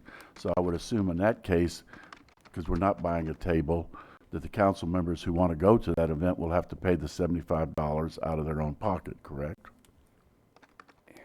well, if you approve these, you're making a finding that there's a primary public purpose and that you're not just paying for the council members' attendance, and that you would make that contribution regardless of whether or not a council member elected to attend, so that the tickets could be available for other persons or to staff to serve as your representatives or the like. So it really depends upon the charter amendment would have allowed you to pay for tickets for individual events regardless of the otherwise public purpose. And I know it may seem like an elusive distinction, but you're having to say, we're supporting this event regardless of whether or not the council members attend. And that if you go and consume some, food and beverage at that, well, that's only as part of the overall support of the event. So I would say that the practice remains valid. It's certainly a policy issue from the council, whether or not, to be decided by the council rather, whether or not you want to continue the practice of sponsorships. I think what I've said here is consistent with the annotations that I provided to the Charter Review Commission as to what the practice was that was allowed, and I don't view the continuance of the practice as being inconsistent with the defeat of the Charter Amendment. I'm just talking about taxpayer dollars going to special events where we're invited to go and pay to attend. And that's what my concern is. Well, what expenses are we basically not reimbursed for then? The travel expenses in county? Travel, your individual expenses if you were to attend lunch on a business purpose or the like. Here you're making a finding, again, that there's a public purpose served by supporting the event. If you don't think you can make that finding for any particular event, and I'm not focusing upon, I understand it's not your intention to focus upon this particular event, but to raise the broader question, as you have in the past, that's the finding it's necessary for you to make. That you want to have lunch with a particular constituent or pastor or business person or someone else, that's a personal expense which remains under the charter your own, or that you're still responsible for your mileage. You remain responsible for your other personal expenses attendant to the conduct of your office. Well, I just didn't want council members who suddenly to be hit up by the taxpayers that all these events that they're going to, they're being paid for by taxpayer dollars, and 62% of the voters voted against that charter amendment, myself included. I just, I want to have a defense if somebody, I'm saying, okay, it's a public purpose and I can go and the county's going to pay for it, because it's going to add up to a lot of money when you start looking at the constant number of sponsorships we get. And I don't even think we check any of these organizations out to see if there is a true public purpose. And many times you wonder if it's just funding an organization and somebody else is just getting a piece of the action, and that's the way it's going. I've seen that with a lot of organizations. It can be the case, and here I think I want to be careful about what I'm saying. In this case, I think that the supporting this particular event, MLK Junior Day, has some significance in this part of the county at this point in time. That is intended to promote community relations and racial harmony, and not even specifically at this point in time, as well as the general principle involved in that. And so that's why I'm concerned about the appearance that you would support a particular religious institution. I think in context, if they were having a community event that was intended for the church benefit, well, I would recommend against it for other reasons. In this case, I think you're making the finding that MLK celebration is appropriate, public purpose and serves a broader purpose beyond your particular attendance, even though some of you may find it impossible to attend for other reasons. I think we need to move, instead of this dialogue back and forth between the attorney and the council member Patterson, back and forth dialogue. Let's move, Commissioner Denny's, Vice Chair. Quick. I would like to finish my line of questions. I've received the answer. The answer is one that I don't think is relative, personally tied to the vote or the election. This is one that the council has been doing previously, and that is if you vote to approve something in the public good or and legally, you've heard from the legal eagle, and I don't think the voting by the people, what that was for, what people you voted either for or against, was whatever we determined, and that would be whether or not your travel expense to somewhere or your travel expense for a dinner or a meal somewhere, whatever you chose to. Most every city pays for events that are like this for the members to attend. If we're not expected to attend, then we shouldn't pay for it. But if you're expected to attend, for example, you mentioned Team Volusia, and I'll get off of that quickly. We are a contributing member of Team Volusia. It's an annual banquet, and if we sponsor that, which I understand that we are, then that should be covered as an expense by the council. Mr. Chair, if I may, I think Mr. Patterson is trying to make a point for the record that because you're expected to attend many community events, and that costs you a lot of money,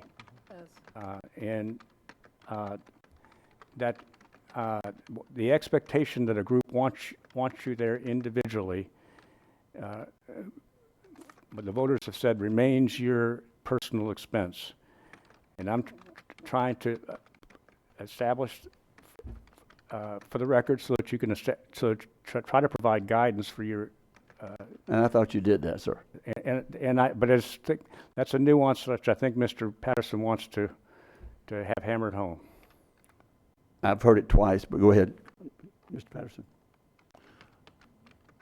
I'm just, you've got taxpayers out there that are listening to this. They voted against this charter amendment, and they would probably interpret it differently. So, but the one thing I don't appreciate is when I'm trying to have a discussion with the attorney to be cut off by the chair when I'm up here. Okay. That's rude.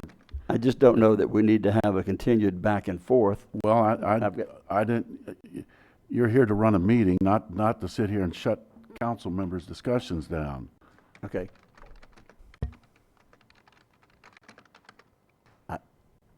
You still have a question? Vice Chair Denny's. One of the distinguishing marks here is that what will be advertised is the County of Volusia's logo. There won't be personal advertisements from any council member. When we do events, I think the difference is we all do. We go to Chamber of Commerce events, and we all write the checks, and nobody's asking to have gas reimbursed, never have. And that's easy to find because there's a public records request. And all of our expenses that have been reimbursed or requested are public record. So I guess I don't know where this is coming from, very honestly, too, because it's not about mileage, it's not about personal, this is all about the county. This is about the county logo, and again, in the community, with Volusia County showing up, supporting the community. And we don't do all of them. We don't do all of them. And I just thought this one was a good one for Volusia County to support for multiple reasons, and that's all I'm going to say. Thank you. Any other comments on this issue? Sorry, Councilmember Patterson, I didn't mean to cut you off. I thought I kept hearing the same thing back and forth, and I apologize that you didn't get the answer that you wanted. I apologize. And for this reason, one of the things, and this is probably off the subject, but we set a policy that any issue that involved expenditure of money had to come, we had to have knowledge of that at least 48 hours in advance to avoid situations like this. And I know this was a last minute thing, and I can understand that, but we have a motion and we have a second. Is there any further discussion on the issue? All in favor, say aye. Aye. Those opposed, like sign. Let the record show that it passed unanimously, unless I didn't hear somebody against it. Okay. So then we will move to the next person on the list, which is Dr. Lowry. I just want to tell Ms. Cusack I'd love to be there to support that, but I'll help Mike Williams out over in Deltona. I'm going to be tied up that day with the event, so I won't be able to come hear you. But otherwise, I wish you well and have a great day. All right. Mr. Patterson. I just have several things here. One I've already taken care of on the reimbursement issue. I know that we've been talking with and this started some time ago when I came back on the council regarding the old jail. And I know that we're looking at the possibility of maybe a trade of some type with the city of DeLand for the building across the street, the health department. I know that old jail has some environmental issues, and there's, I guess, some discussion within the community that maybe the trade is not quite as fair as it should be for them. They're going to have to spend that expense, and I'm just wondering if we could work something with the city that, one, I'd like to, we do transfer that property over to them in exchange, that it is used for some type of economic development project within the city. I mean, the city has a lot of parks. I wouldn't want to see that, but I would like to see, the economic development, which is what they talked to me about 3 years ago. But I think, and this goes back many years ago when I worked with the city on the old hospital where the current courthouse is, the city did buy that property for about $7 million, I think, and they tore the building down and gave it to us in order to build the courthouse here. So maybe we could be a little more giving, and up to the council to make a final decision, but work with them on that. Mr. Deneen, you have a... Yes, Mr. Patterson, to the council. City of DeLand, and we have talked over a period of time about potential swaps of property that have made sense for them from an economic development standpoint and for us, because this is the county seat and we are going to stay here. So what I'm making sure that we have is an opportunity that if we ever need to expand this building, this is what's efficient for the public, putting everything in one place if we can. So we want to make sure we have that opportunity for that and for parking. We looked at trying to swap these buildings. It became somewhat cumbersome based on the values, in the fact that they now have decided, because of asbestos issues and because of the way the building's built, that it really makes no sense to try and adapt it.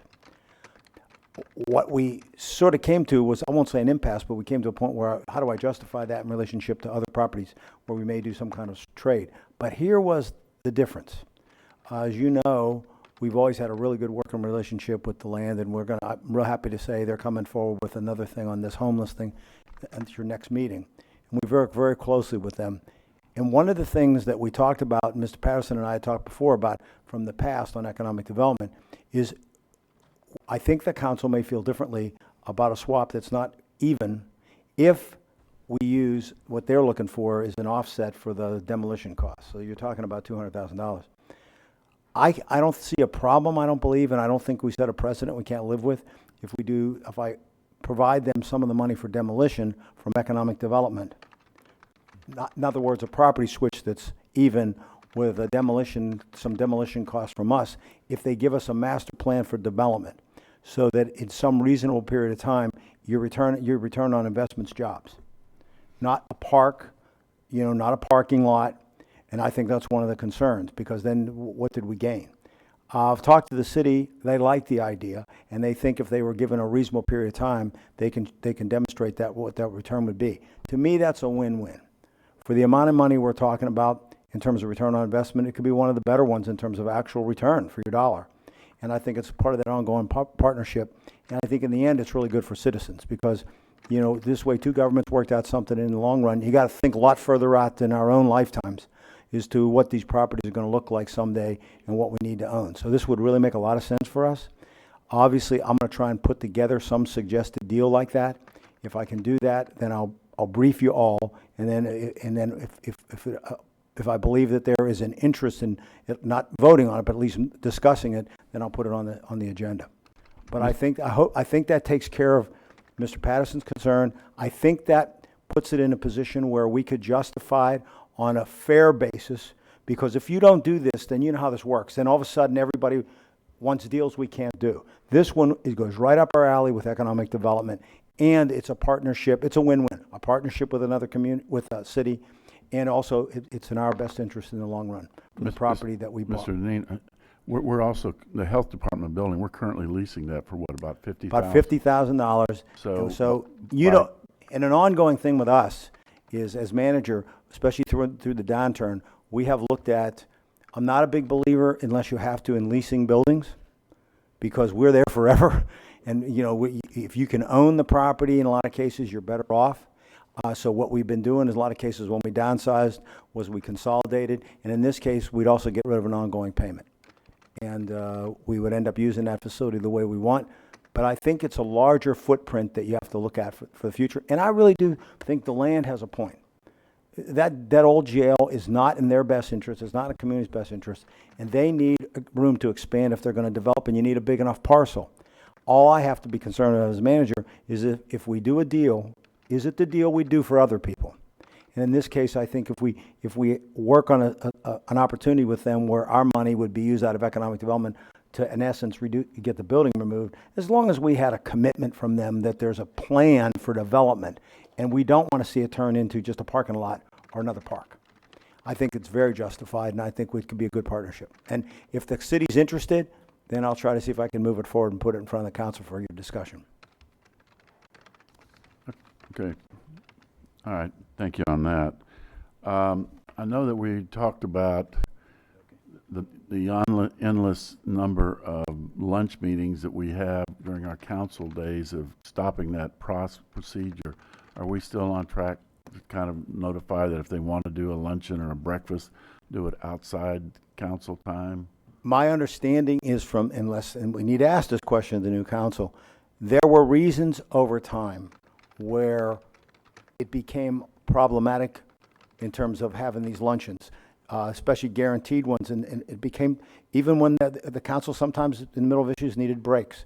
So they decided not to do these work sessions, is what they turned out to be during lunchtime. Now, we won't schedule any. Here's the exception. Unless there's a specific reason and someone requests, we can talk to you, but once in a while there's a real reason why you'd want to do it. Let me give you an example. There was an opportunity I thought that we could have where I've talked to the previous council members that I've worked with in the last 10 years as we approach a 10-year mark for a lot of them, who would love to have had the opportunity, if we can fit it in sometime during lunch, to have a discussion, which has never happened before, between a lot of the former council members and the current ones, just about the world we live in and maybe where we were and where we're going. And decisions, I guess, they made, which is really what you're living with, is the legacy. So that's the kind of thing, if I said to you, would you like to do something very unique like that, you may want to do that. Part of in that case, what happens at lunchtime, which is really nice, is it gives people a break. It gives council members an opportunity, because they can't really talk to each other, to talk about non-government things, so they can talk about that. So it's good to know each other a little bit better. But something like that would be less work and more, just sort of a high-level discussion about the world we live in. And I think it's different if you've been in the shoes of being a council person here. So that's the kind of thing that you may decide, I want to do that. But as a general rule, we are not scheduling the other ones. And I know that's what I was told by the previous council. Now, if you want to change that, let me know. But I'm telling them no. My job is, if I think that it fits a different, unique situation, I will make sure that applies. But on a general basis, we are not doing that. There was a time this council, some of my members understand, other ones that weren't here, we got to the point we start scheduling almost every lunch. And the other thing that happened was, you would schedule time with them, and if our meeting ran over, it caused them some problems, or you felt an obligation if you got out here late. Instead of just taking an hour for lunch, you had promised these people you were going to sit down with them. Well, they expect to use most of that whole hour-and-a-half period, and in some cases, it became just one constant meeting. So they said they're not doing that. So unless you or me live different, I handle that at my office. I will definitely bring anything to you that I think, especially the chair and I can talk, anything where we think that it's something that's unique we may want to do. But I need, if that's changed, or if this council has got new direction for me, just let me know. Okay. I don't know. Any change in direction? Yeah, if the council had any wanting to do anything differently. Okay. I'll talk to the chair when I get requests, and we can look at what we can look at whether they deserve a different look. I just have two more little things. Well, one not so little. I noticed in our local newspaper on the Community Voices regarding the Tanger outlet, it was interesting that the person has been criticizing us so much, but some of the comments that I thought was interesting, that it's not so easy to add a bus stop to Tanger. And when you're really looking at all of this, the one of them was the $300,000 to $400,000 because you, Mr. Manager, didn't go ahead and say let's go ahead and spend $300,000 when you know that your authority is only $50,000. I think this council, any other council, would have probably had a cause to terminate the relationship if you spent that kind of money. So I'm finding it interesting, some of the comments, but and the fact of adjusting the routes, maybe suffering from the Star Trek mentality that people think that it's so easy to do. And, you know, that being anybody that's been on the TPO understands that something is like the bus service, like Votran, that, you know, there are federal guidelines and state guidelines that you have to go through in making just the simplest of moves out there. So I got to give the writer of this some credit, other than the backhanded slap that he did do, but mostly that, you know, this isn't a tough, and I'm glad that we put this off to this council to look at this issue and make decisions, because I think if we had done it last year, we would have put this council in a position that it could cause us problems. There's one point that has come up to me, and I may be incorrect, but maybe somebody can. We don't have a transportation component in our comp plan, do we? That would address things like this type of an issue on a development. Is there a component in there? Clay Urban Growth and Resource Management, we have a transportation element. We do not get into the operational aspects of the transit service. Let me get in there. That's been brought up by at least one other council member. Okay, I'm looking right at her. That's a part of, I think, this larger discussion. Let me say, I think I have one of my previous, I don't say older, previous council members in the audience. We went through a lot of tough times. There was a recession, for those who forgot, and we had to go backwards, and we had to make cuts, and we made a lot of changes, and we set in motion a number of policies that I think the world may have changed now, and the council needs to take a look at whether we still keep these. So I think having this forum in depth in March would that's what I'm going to suggest is March, that we would really look at this. Now, Ms. Post talked to me about should we go further in looking at that aspect of our transportation comprehensive plan. Because we were in a mode of going backwards, and what we had to do is stop the bleeding. That's what I was told. And that we had to make sure that we had enough general fund money for everything. That as we look at this, a new aspect, and we weren't growing, but a new aspect is what, for example, should you have in your comp plan and in terms of how you develop, on whether there's an expectation from those that develop on whether they should partner for the public good in supporting the transit system, and it shouldn't just come for free. For example, contrary to what was written in the paper in two different ways, for example, the apartment building, that if you're on the route, let me make this clear, if you're on the route and all we have to do is stop to pick somebody up, if our transit system didn't do that, they would be negligent, which would be our contractor, which is McDonald Transit. But even in that case, the recent one with the apartment, they paid for the installation of the pad and all the ADA requirements, and they're very expensive anymore. I do think that Mr.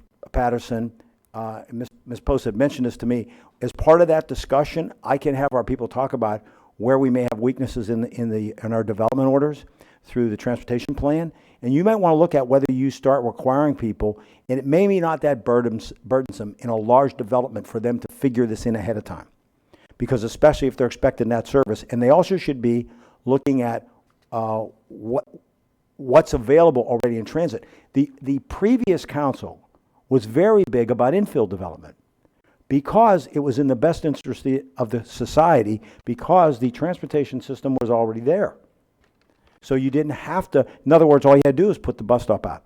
So in fact, what you may want to do is you could decide, for example, I'll just talk off the top of my head, you could decide that you have a different standard. Maybe if you're to encourage people to build where there's already transit, maybe they don't have to pay that cost for the pad because that's in the best interest of the community because they're actually going where the system already is. So there's all kinds of things we could look at, but it's a complicated issue, and I think that all those things need aired, and this council needs to set, I think, a new policy for the next number of years.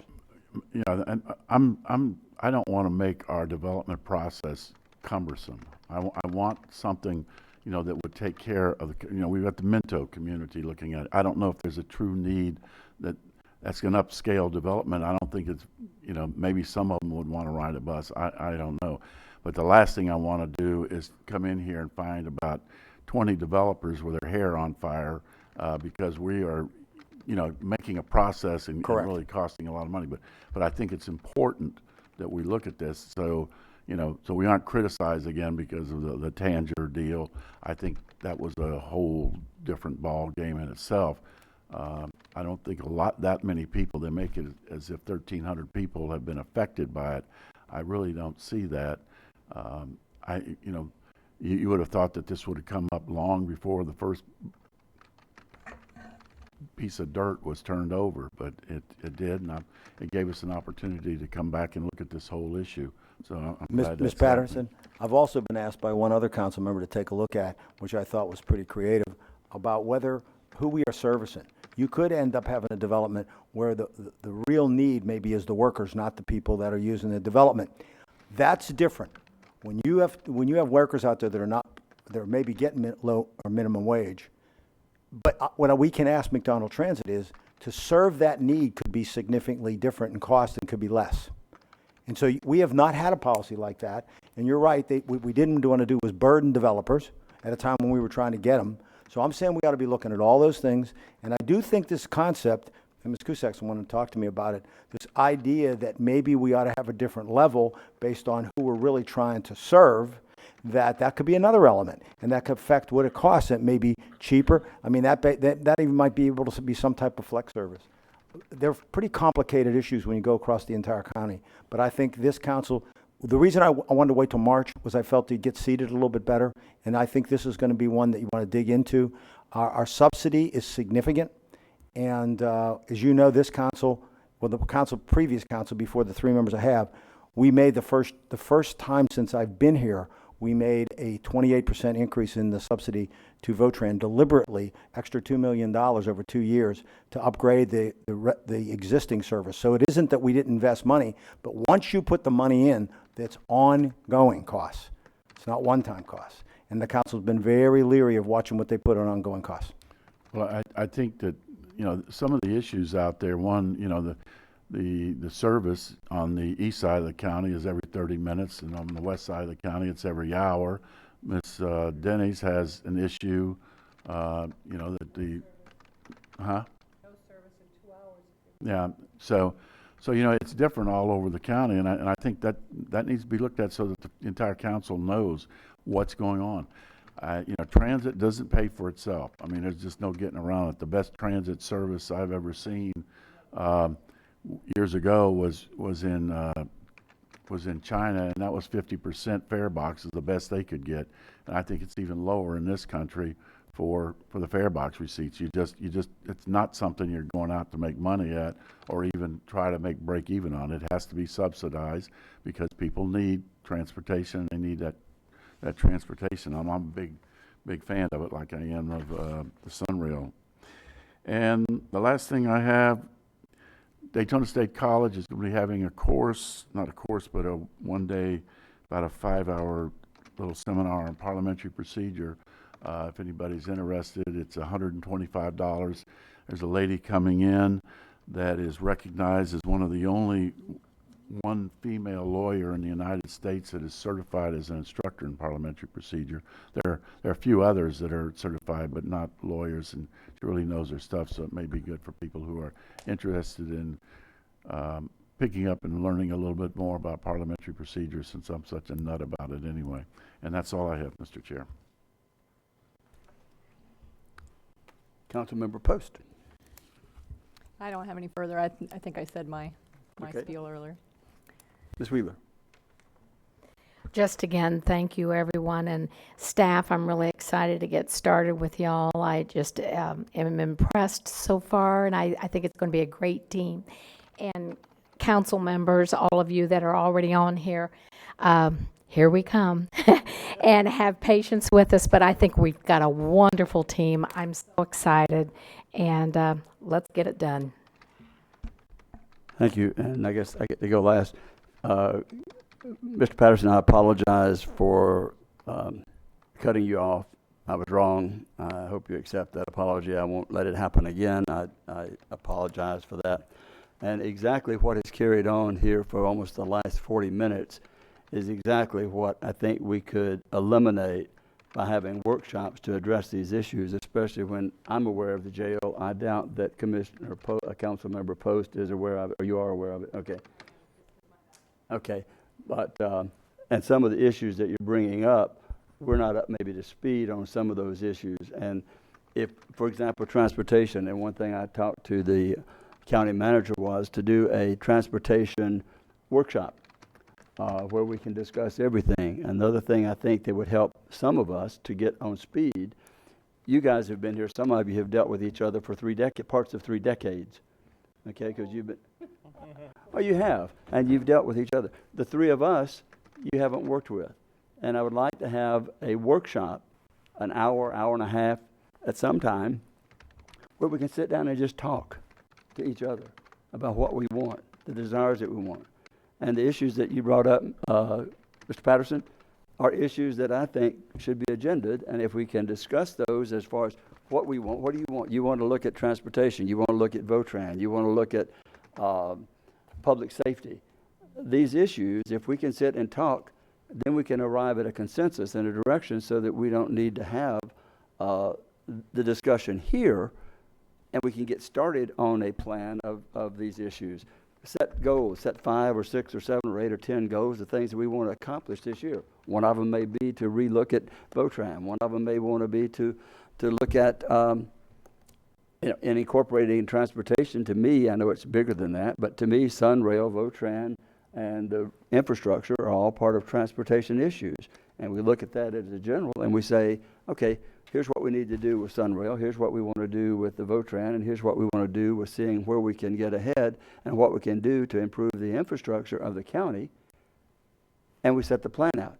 And this is the time, I think, that it would be for us to make those suggestions and ideas of saying, let's sit and look at these, and then we go discuss them. Because while you're discussing with us and other members, some of us are not being able to discuss with you at this time, because it's your time to discuss with you, Mr. Manager. And I would like to see that we can work. We've got a lot of work to do. There's a lot of irons in the fire, and there's a lot of things. And the better we can handle that, I think the better off we are. Ms. Cusack, Thank you, Mr. Chair. I just want to remind us that we do have our advisory board that we need to have appointments for. Many of them are due for March of this year. And I just want to advise our council members that you need to take a look at that list so that you will be up to snuff and try to recruit some people to serve on some of these advisory boards that we have. Thank you. And I started on that in December, personally. I did. There's a huge number. There's a lot of people. There's a lot of even vacancies and people having to be reappointed that are kicked off, and that's not what we want. And we're better served when we can involve the residents in those boards, and I appreciate that. Ms. Dennis, because you're now Ms. Patterson. I'm not going to touch that one, but okay, here we go. I just received a text. Thank you, Lee Matuzik. You're obviously listening from the city of DeLand. She set the record straight, and she's right. There are 2 county positions on the East Central Florida Regional Planning Council. Not one. There's not one main one and then a substitute. We have 2 seats. So it's up to you, Mr. Chair, if you'd like to appoint, Originally, I had appointed you and Ms. Wheeler. Yeah, so and you told me that it was an alternate, and so I switched it. I'll switch back now. You're right. Thank you. Yes. So I want to make Several sure times this is, that's happened today, but that's okay. well, we'll get through it. But so there's 2 seats, and the next meeting is 17th. The 18th, actually. That would be the day before the commission. Yeah, 10 a.m. at Lynx in Orlando, Okay. but we can get an email out on that. Staff can set the agenda on that one. But as far as discussion goes, Mr. Chair, I'm not looking for an answer now on that. I'm just. I okay. understand, but here's my comment that we only have, because of the Florida Sunshine Law, as an elected body, 2 times a month where we can sit and discuss issues. And sometimes there's not time to hold a workshop or an agenda item, and sometimes there are those that know more about an issue than the rest of us. Councilman Patterson is our statesman on Sunrail. He knows more than some I wish I didn't even know. So for me, I don't want to cut discussion at this time among the council, because I learn more at this point, because there's things that do come up, in between, and this time for open discussion and dialogue between council members. Not everything, I don't want to workshop on every issue. Sometimes it's just like, okay, well, let's take a look at it, and we direct staff to then, if it's that important, to bring it back in an agenda and item. But for me personally, I think this dialogue and this time is very beneficial to council members, and I want us to feel free and unencumbered to represent our district and the citizens of Volusia County with anything that we choose to bring up at this particular time during a meeting. I think that's important.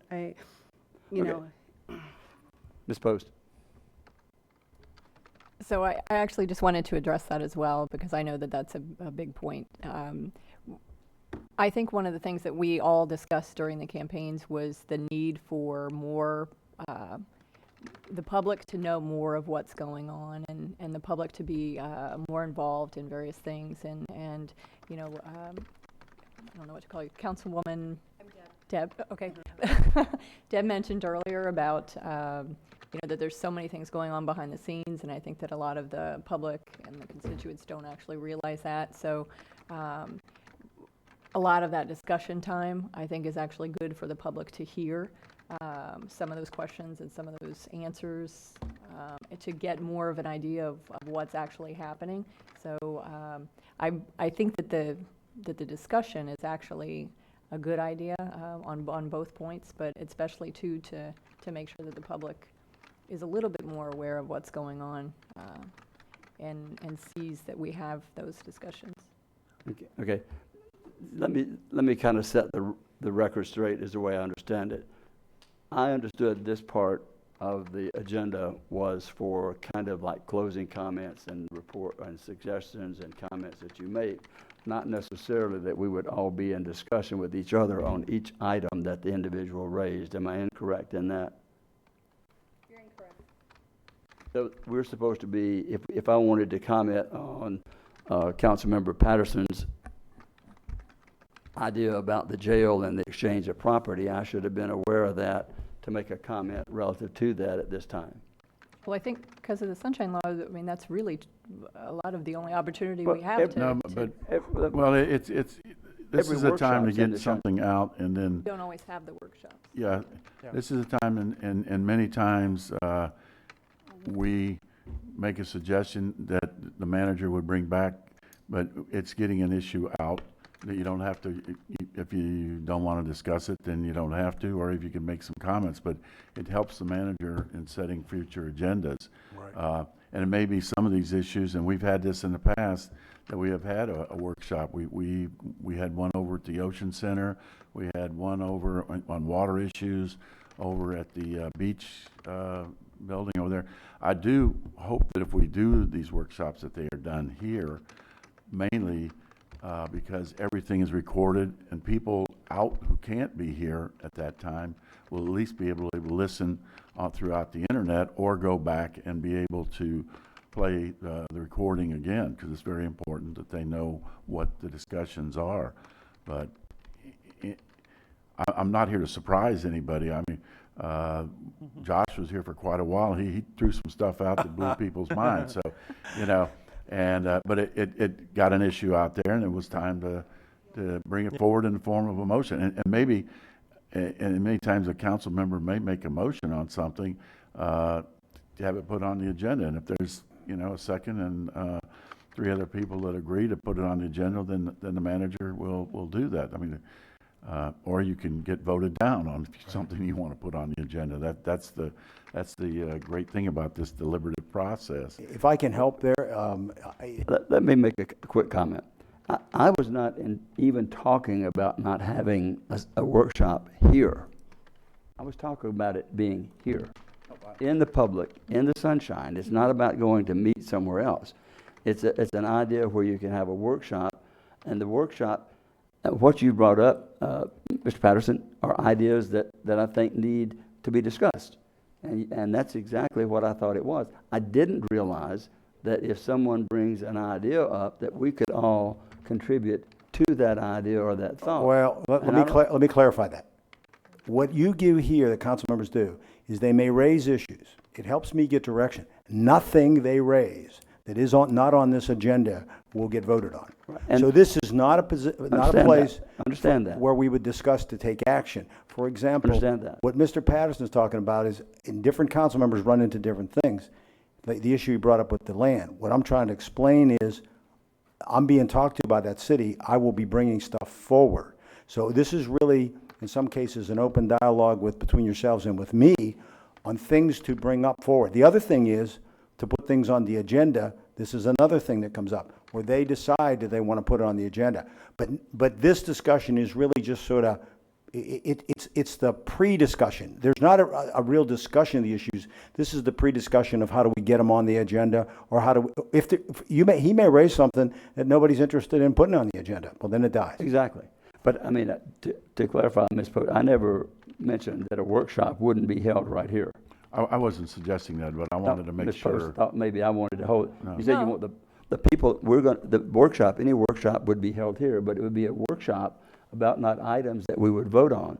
But No, I didn't take it that way. I was just saying, it, as Ms. Denny's suggested earlier, we can't always have the workshops, I'm so going many to workshops. I'm going to create a way, if you'll work with me, Okay. that we can do it. If you don't want to do it, then we don't do it, and we go along in a different way, or the way you've been doing it. I wanted to create a way to where we can all freely talk about issues. There are issues that, But that we not can just on sit, one subject. we can Not just sit and brainstorm. Okay.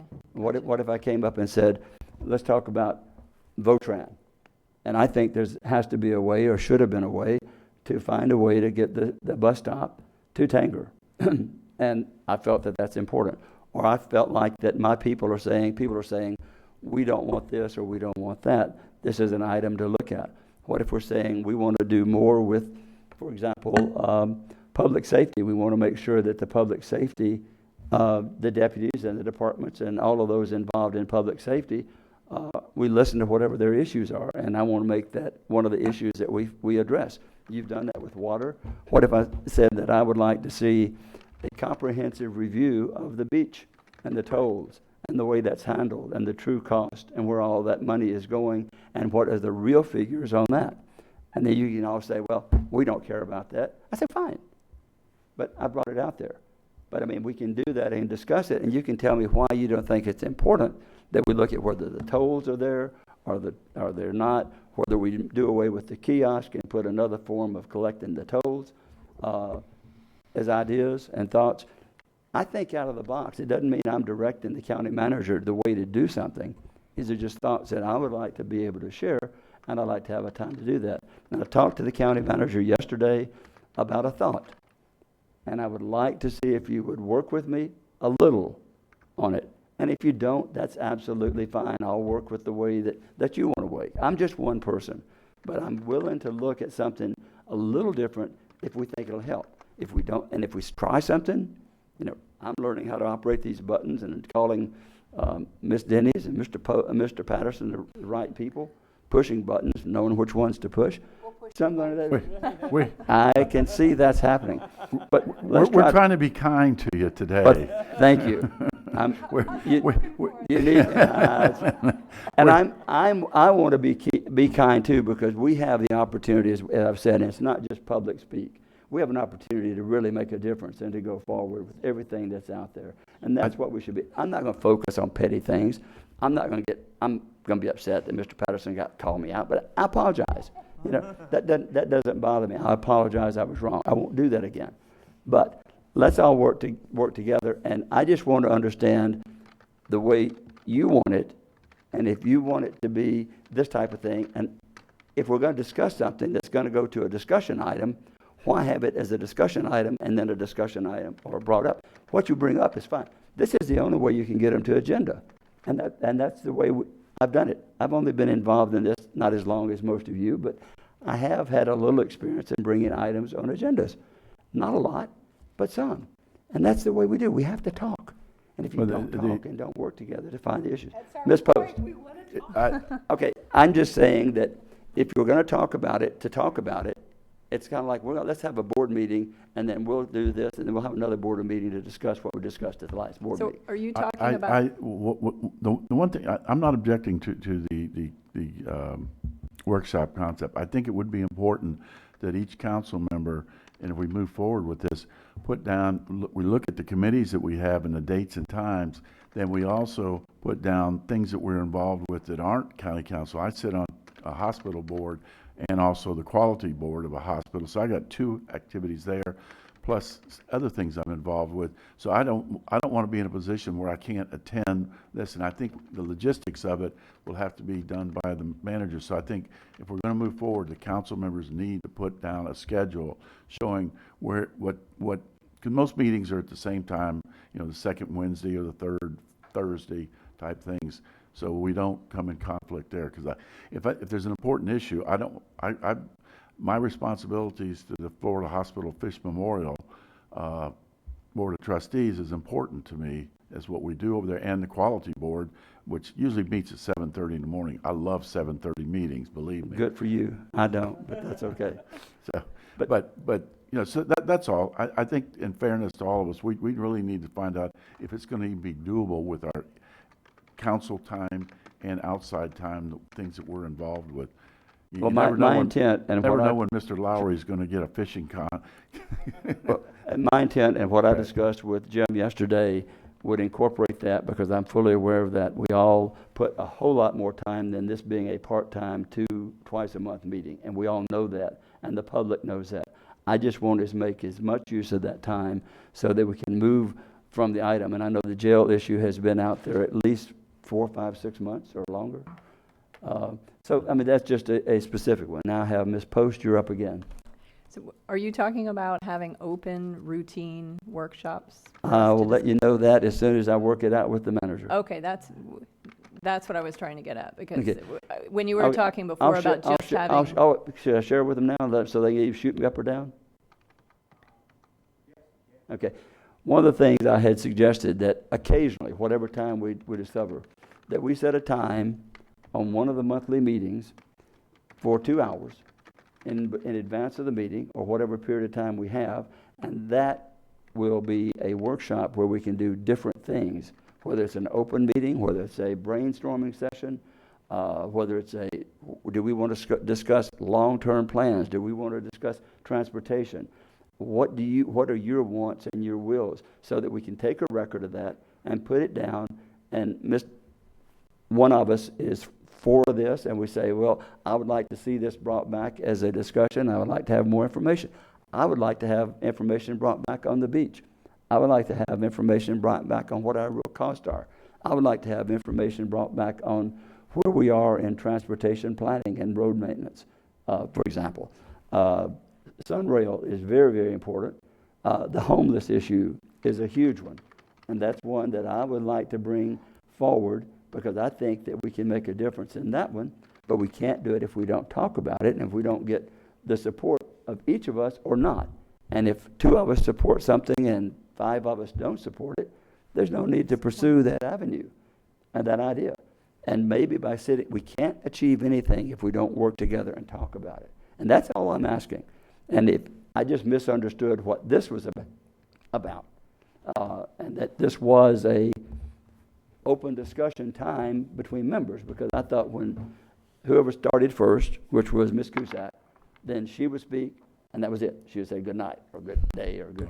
I mean, I'm not meaning you can't speak now, but that was my impression of the final thing. Actually, Mr. Chair, if I can add, been doing this for a long time. I think what the chair is saying is that because we work hard and we're very busy, what's happened is the end of the meeting here tends to be what you're talking about. And it's the one time when they can talk freely, decide on, put things out on the table, nothing's decided here. I think what the chair's suggestion is, what should be, I have to do what you want. I will implement any process you want, any way you want to do it. And with 7 people, there's 7 different ideas, and every time you turn around, I've worked for 20 different people since I've been here. So everybody has their own ideas.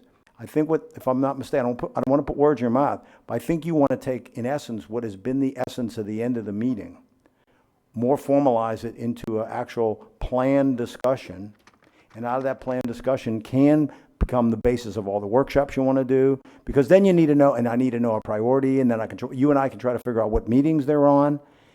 If that's what I think because I think what they're saying is they've used this maybe they didn't call it that, but they used it as a time to talk, and then what they worked out was nothing got settled on here, but it was like talking about what we're going to talk about, because that's the only way that I got any direction, or they could talk freely.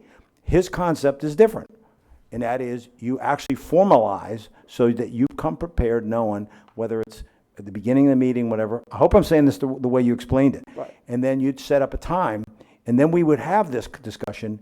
I don't think he's suggesting we shouldn't do it. I think he's saying let's do it in a different format, and we all be prepared to do that. What's happened is we do it at the end of the meeting. Now, one big advantage to what the chair is saying is if you come in, you know it's that time. We could figure out how much time we want to do. The good thing there, well, I should say the bad thing about doing it at the end of the meeting, sometimes we're too tired. And some good decisions do not get made when people are tired. And so sometimes people are really tired. Now, I will tell you that in some cases you're all going to smile that we're here before. This might have helped because we've had council members that wanted to throw. Josh was real good for, in the early years, throwing out hand grenades at this time of the meeting and trying to get them voted on. Well, they stopped that. But the point was he was just trying to get his ideas out there. So I think if the council wants to do something like that, you and I could talk about what you want to try. And I think it could lead to the type of workshops you're talking about, and I think people want to do those, and then we have to figure out where you want to schedule those. Right. And I think the other thing is, and this is something that rightly or wrongly I've been operating in the 16 and a half years that I've served as a commissioner or the mayor, was that if it's not on the agenda, we don't vote on it. Right. And the time for discussion is discussion. And a workshop is a discussion which you don't vote on. Right. And we're using this time to bring those items out. And if we use that at the front, it's not to say that some of the discussion that we might have in a, quote, hour, 2-hour workshop in advance, laying out things, that couldn't be added to the agenda that afternoon or whenever it would occur. It's gotta be advertised. Well, some of them would have to be advertised. Right. No, all of them. Okay. Well, we voted today. Okay. We voted today on something that wasn't, but that's okay. I guess we can do some things, we can vote on some things, on the contribution. Oh, on the contribution. Okay, and it was not on the agenda, and we voted on it. So that's why I'm saying, that's where I took the lead from. But we would never have voted, we would never have done that in the previous governments that I've been involved in, or the commissions. We just wouldn't. But I'll do whatever y'all want to do, whatever you tell me to do on that. I just ask you to look and see if we can try, and I know Ms. Cusack, you're up, and then Ms. Dennis, you're up. And I'm sorry about, I thought at 11:05 we were out of here and I was going to get to go to lunch, but I forgot about this part of it. So. Welcome to County Council. Only if you're offering to buy, we'll leave right now. Mr. Chair, I think that, in all due respect for every member here, that we all have our way of doing things. And so this discussion is wholesome in as much as we get to know each other better and our styles. And that's all that, as the chair, you want to do is to serve and to be a leader of, as chair, to make sure that we do things that are decent and in order. And so I think this discussion is wholesome, and I think that we will always have differences many on some issues, but we have to come together at the end of the day to do what's good for the citizens we represent. And that's what this is all about. You are the chair, and we will work with you because the citizen has mandated that we work together. And so we'll get there, and taking nothing personal, because we have to get where we need to go to do good work and service to the constituents that we represent. So I applaud your leadership, and I have every intention of working and trying to make sure that we do those things that are good for this county. Thank you, Mr. Chair. Thank you. I guess this is Vice Chair Patterson Denny's. So I'm trying to, and I'm willing to work whatever the majority of the council wants to do here, but I'm trying to understand, if we want to cut down the length of a meeting, why we want to have a 2-hour planned discussion to go do a workshop to agenda an item. I think and here's the only thing with the workshop is, because you can't vote on an item, but if we're seated as a council and something is advertised, then we have we have more authority, if you will, and can accomplish something other than just the discussion. While it's important, and I'm not so sure I support it at the beginning of a meeting, let alone a 2-hour time frame, I think that's just the opposite of what I think you're trying to accomplish. It's better at the end of the meeting, because some of these ideas, while you sit here and after we hear public participation, or you're reading the agenda and you're breathing in the chamber air literally as an elected official sitting here, and the coins start, because we're all very busy. I know when I sit here and I put on the garment of a county council member, then it's like, okay, yes, I have this constituent that needs this issue. I have a city that needs some attention here. And oh, by the way, Mr. Chair, Mr. Manager, what are we doing about this? It doesn't mean, and I got to tell you, when I walk in here, I'm not ready for a 2-hour to position myself personally like that, because what I do for me is I'm very involved, I'm very engaged with constituent work and with my cities, and some of this discussion that happens, it happens in almost, and oh, by the way, and it's going to continue. There's no way that we can, or do I want this atmosphere so controlled that there's no freedom to move around the discussion, and council members that should they have something that, oh, you know, by the way, we need to talk about. I'm not comfortable in a format like that. And very honestly, Mr. Chair, I'm open, and I think you'll find your council open to working with you and some changes. But this isn't the Ormond Beach City Commission, with all due respect. You're chair of the Volusia County Council, and there are some guiding principles and practices that have at least served. Do I wish it was shorter? Sure. But then again, we get one shot at this. We get one chance to talk like this. And it's not disrespectful, and it's not, it's professional, it's collegiate, and it's what my constituents expect from me. And it's why I serve, and I'm not willing to compromise on that for my district or the county. So what I'm asking you to do is, the workshops, I agree with you. I think we need to, on some of these big ticket items, I agree with you. I think it's, especially with new council members and getting up to speed, I think that will serve us all very well to get an update on that. Okay. Well, let me do this. Let me present at the next council meeting a list of work, and the county manager and I looked briefly at some of them, but let's look at those later. We looked at some. Let me look at those and put those out. And if you don't want to have a workshop or further extension on discussion on those, that's fine. But what I wanted to do was to have a workshop during the day. It's not going to take away from you representing your constituents to talk about the discussion either at the beginning or the end. I mean, personally, it's not going to bother me. I just want to be able to talk frankly. I can't call you up and talk to you on the phone. It's the only time we can talk. And if 4 of you are against pursuing ideas I have on the homeless issue, I'll let it go away. I won't make an effort. If 4 of you are against anything on Sunrail, I'll say, I lose or I win. So that's what I want to form, is to find a consensus in thought. For example, I'll show you, I'll say, I think we need to work together with the cities on their homeless issue. Okay? I think homelessness is an issue that's a county-wide issue. It's not one that's just isolated in Daytona Beach or DeLand or DeBerry or Deltona or Ormond Beach. It's an issue that's out there. And let's have a quote for us to discuss the issues as we see them. We've got people calling, wanting to present 128-page papers to. I've met with probably, I don't know, in the past 6, 7, 8 times with homeless issues or longer to do that. But if the council doesn't agree that it's a county-wide issue and that we shouldn't approach a county-wide solution, then that's fine. Let's move on past that. If we say Votran is not an issue, if creating a bus stop for economic development is not an issue, let's move on from that. I won't bring it up, but that's my point. And when we do it, if we do it at the end of the meeting, I just didn't realize, as I told you, that this was a time that we discuss things.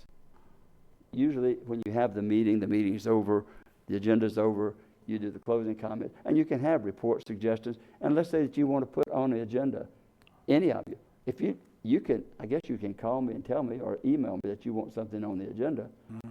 Can't do that? Okay, so this is the only time. I knew the answer. Okay, so I'm was doing that so that I can say, if you have an item you want to put on the agenda, let's talk and say, I'd like to put on the agenda next time that we have all the information available, updated figures on the jail, updated on whether or not we're going to allow the money for demolition. And let's put it on, let's move on with it. Let's get it over with. Get it done. Get her done, baby. That's just, move on from that. And that will make a lot of people happier by putting it on the agenda. So, Dr. Lowry. Well, just real quick, I think we're all trying to bite the same apple just from different sides. And I agree with everything I've heard up here. There are some things we need to workshop. I think sometimes we have brought things up that went lengthy that we could have workshopped. But then I like this time at the end because there's certain things that come up in certain ways that won't come up in a workshop. And I have really enjoyed that. So I understand all the discussion it's been.